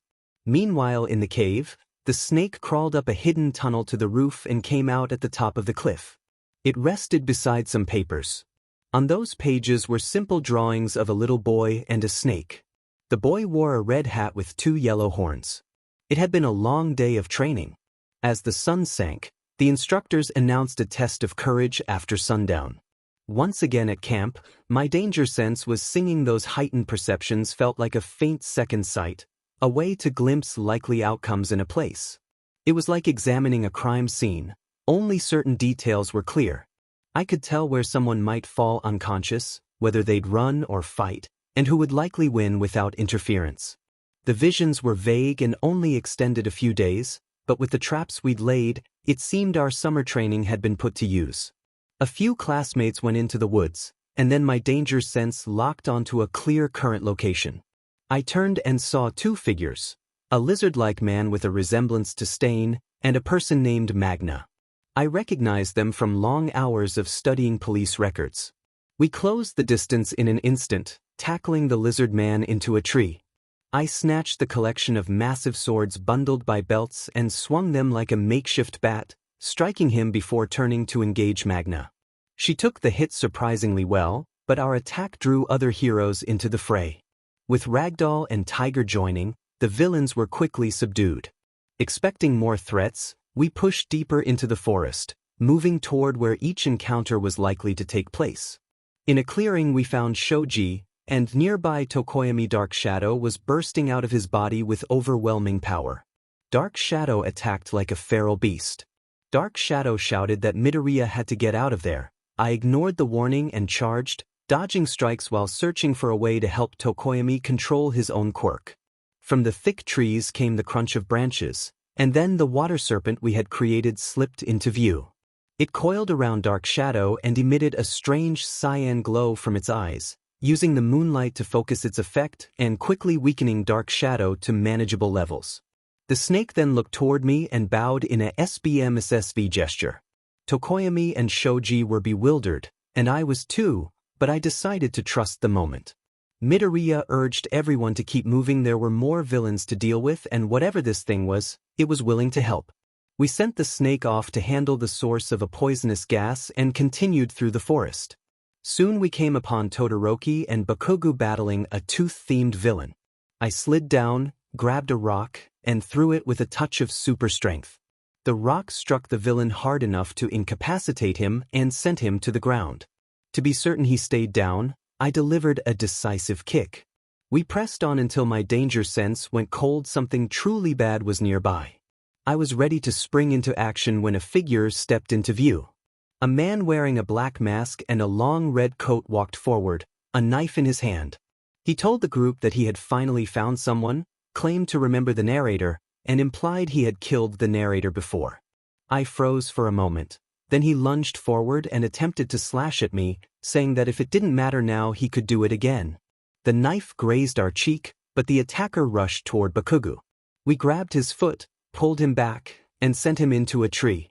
The attacker muttered that we had gotten stronger and that the situation would be resolved in about 50 seconds. When we asked why, he explained that his quirk allowed him to shut down heart functions within a minute if he saw blood. Deciding to act, we dashed forward and delivered a powerful, decisive blow to his head. A cracking sound echoed as he slumped. As we began to turn away, a light touch on our backs stole our consciousness and everything went black. When we woke, we were bound to a chair with quirk-canceling restraints. Bakugu sat beside us. Spinner and Magno were present. Spinner had revealed his name during the fight. Shigaraki stood nearby, disheveled, with Kurogyari at his side. A masked man in a trench coat and top hat completed the group. We asked where we were and why we had been brought there. The gray-scaled villain said they intended to recruit us and then claimed they were going to kill us. Shigaraki indicated Bakugu and explained that they had chosen him because he was already close to villainy and tended to take what he wanted. When we asked about ourselves, Kurogyari said that their master had requested to meet us many times and that we were a person of interest because we knew about Shimura Tenko and had given Shigaraki memories he lacked. The atmosphere made it clear that Shigaraki had not intended for our capture. Before we could finish asking what they wanted, Venom and a yellow symbiote burst into the room. The yellow figure had bright neon eyes and metallic gold sheen with gray detailing. We assumed it was Mei. Venom and the yellow figure moved to shield us, and Heroes and SWAT poured in behind them. The villains were quickly detained and All Might entered as well. Shigaraki began to unravel, and in the ensuing chaos we were surrounded by gray material and vanished. The scene shifted and we found ourselves in a wasteland that had once been a city. A man floated above the rubble. Best Jeanist lay on the ground before him, the number 4 pro hero severely wounded. We abandoned any pretense of civilian identity, transformed, and rushed to him. We used our power to mend his injuries, and the floating man took note. He identified us as Carnage and suggested that explained much. He assumed we were the old master, the predecessor to Shigaraki, and asked who we thought would win in a confrontation between his forces and us. We replied that we wanted to know how hard they would have to fight to defeat us. The man said he found us intriguing and praised the unintended service we had done for Tamura, noting that while we might have removed challenges and slowed Tamura's growth, we had also helped him. He wondered how useful our quirk would be once it was in his possession. Then he launched black, circuit-like tendrils toward us. We dodged in quick, stylized motions, weaving among the tendrils as they lashed out. We fired a thread at his chest and launched ourselves toward him. He caught us and lifted us upward. His hand began to glow with red energy as if something tried to pull away. Recognizing his intent, we briefly detached from Toga and slipped into the man's mind to stop him. Inside his consciousness, we saw centuries of terrible deeds, especially the experiments that had produced Nomu, genetic alterations that warped people and left their awareness barely held within their quirks, an existence without choice. The images were a haunting catalog of lives twisted for power. We regretted that we had not been able to help them.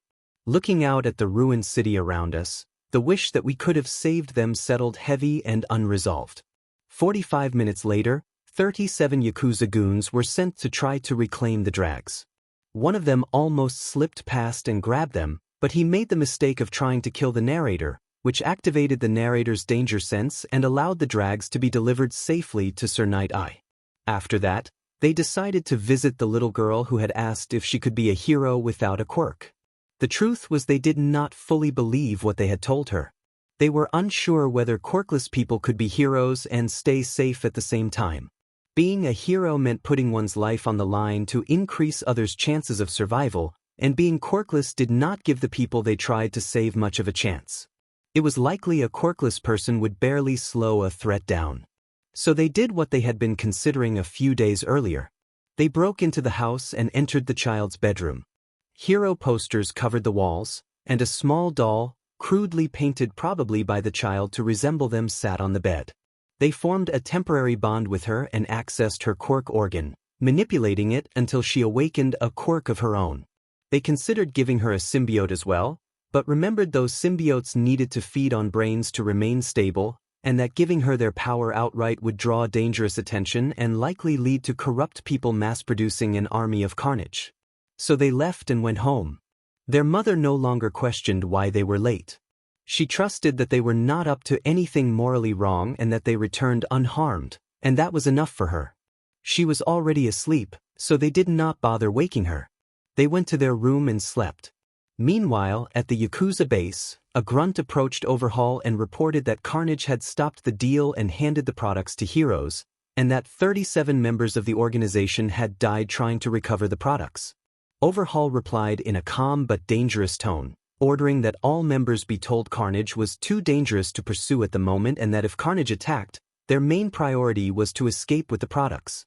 The grunt acknowledged the orders and walked off to convey the information, hoping to stay on his boss's good side.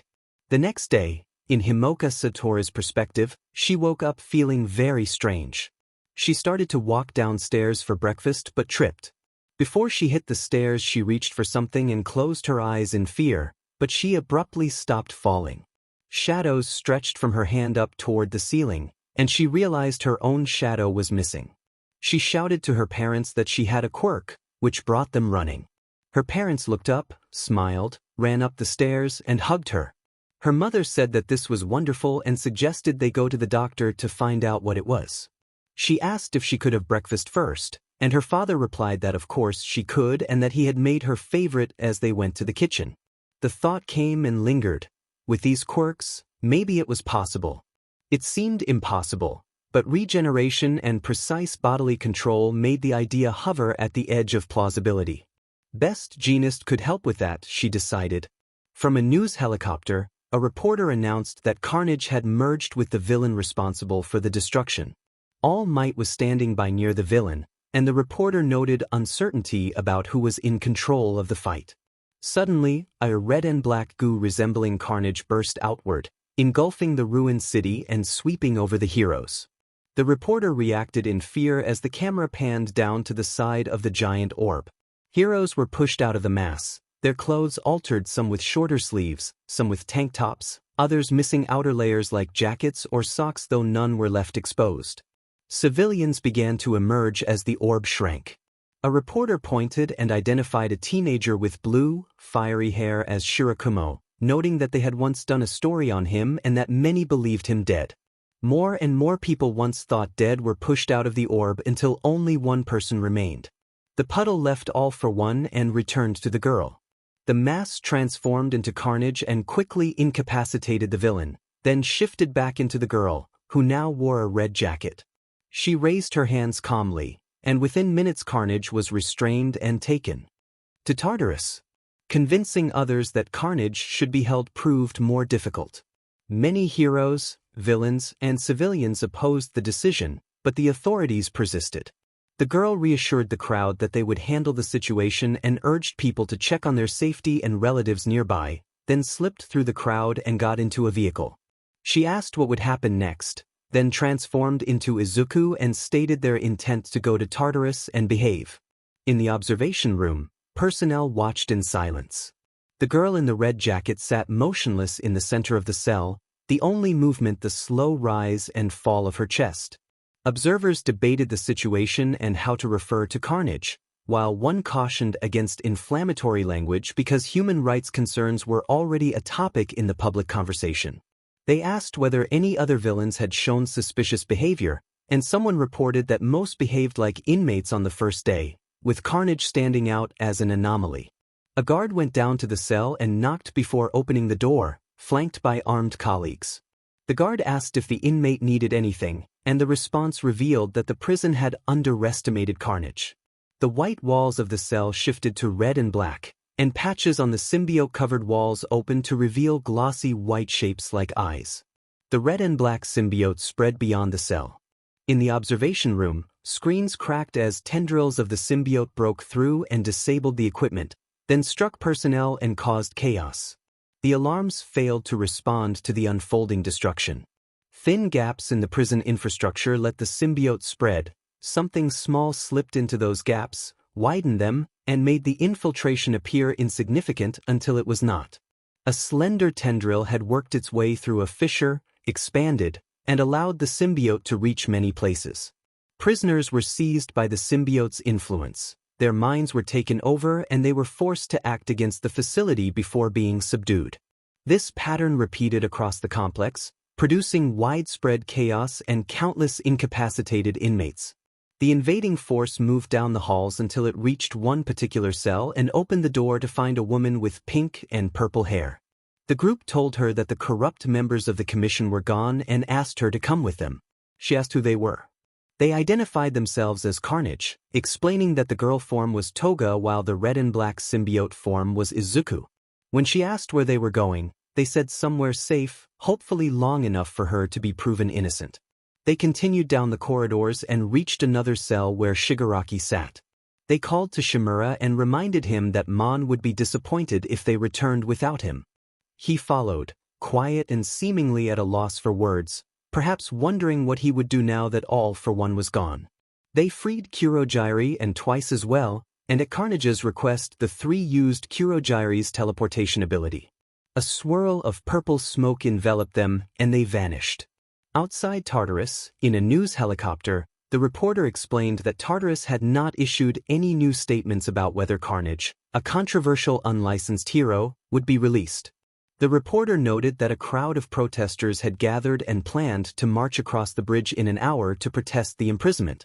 The cameraman then called out that he had just received a notification, and the reporter said there was too much to cover to fully read it, but that the notices resembled reports from when Carnage had previously struck the Hero Association, mentioning human rights violations and prisoner abuse in a way the cameraman said was difficult to speak aloud. The reporter concluded that the protest now appeared unnecessary because Carnage had escaped Tartarus, and the team said they would monitor the website for any footage and then handed the broadcast back for a weather report. Suddenly Tartarus exploded and part of the bridge collapsed into the sea in a dramatic, anime-style blast. The reporter shouted in alarm as the helicopter crew reacted to the unfolding chaos. At the warehouse where Carnage and his allies had taken refuge, Carnage finally felt at home. Mon raced from the couch and tackled Shigaraki onto the floor, enthusiastically liking his face. Twice admired the place, calling it a sweet pad. Shigaraki questioned Twice, and Twice countered with a teasing retort about contradicting himself. Carnage observed that they had already mentally sorted their differences earlier and shifted attention to Shirakumo Kurogyri, asking whether he felt all right after their limited ability to help him. Carnage noted that Kurogyri's complexion was a little paler, that his hair retained its previous appearance with occasional brief purplish flashes, and that his eyes still glowed yellow. Kurogyri insisted he was fine, admitting he might be a little shaken but expressing confidence that Shota and Hizashi could help him recover. Aizawa then entered the room, landing lightly, and Carnage acknowledged his arrival. Mei and Shinso followed in their vigilante outfits. Carnage asked where Present Mike was. A faint voice came from outside, louder than normal conversation but not a shout, asking to be let in because it was cold. Carnage extended a tendril through the roof, retrieved Present Mike like a claw machine, and brought him inside. Present Mike commented that he had expected Carnage to find the place and was slightly disappointed at how easily Carnage had. He added that two defenders had nearly come to blows to keep him out, and he asked if the defenders were students at UA. Carnage confirmed that they were UA students and reminded them what had been said about the warehouse. It was to be protected at all costs. Shinso emphasized that protection of the place and of Mon was paramount. Present Mike responded with surprise before agreeing to the instruction, and Carnage clarified that while anyone could come or go, Mon in particular deserved the utmost protection. Carnage explained that there were many similar warehouses nearby, that money was not a concern for them, and that they could obtain or create whatever they needed.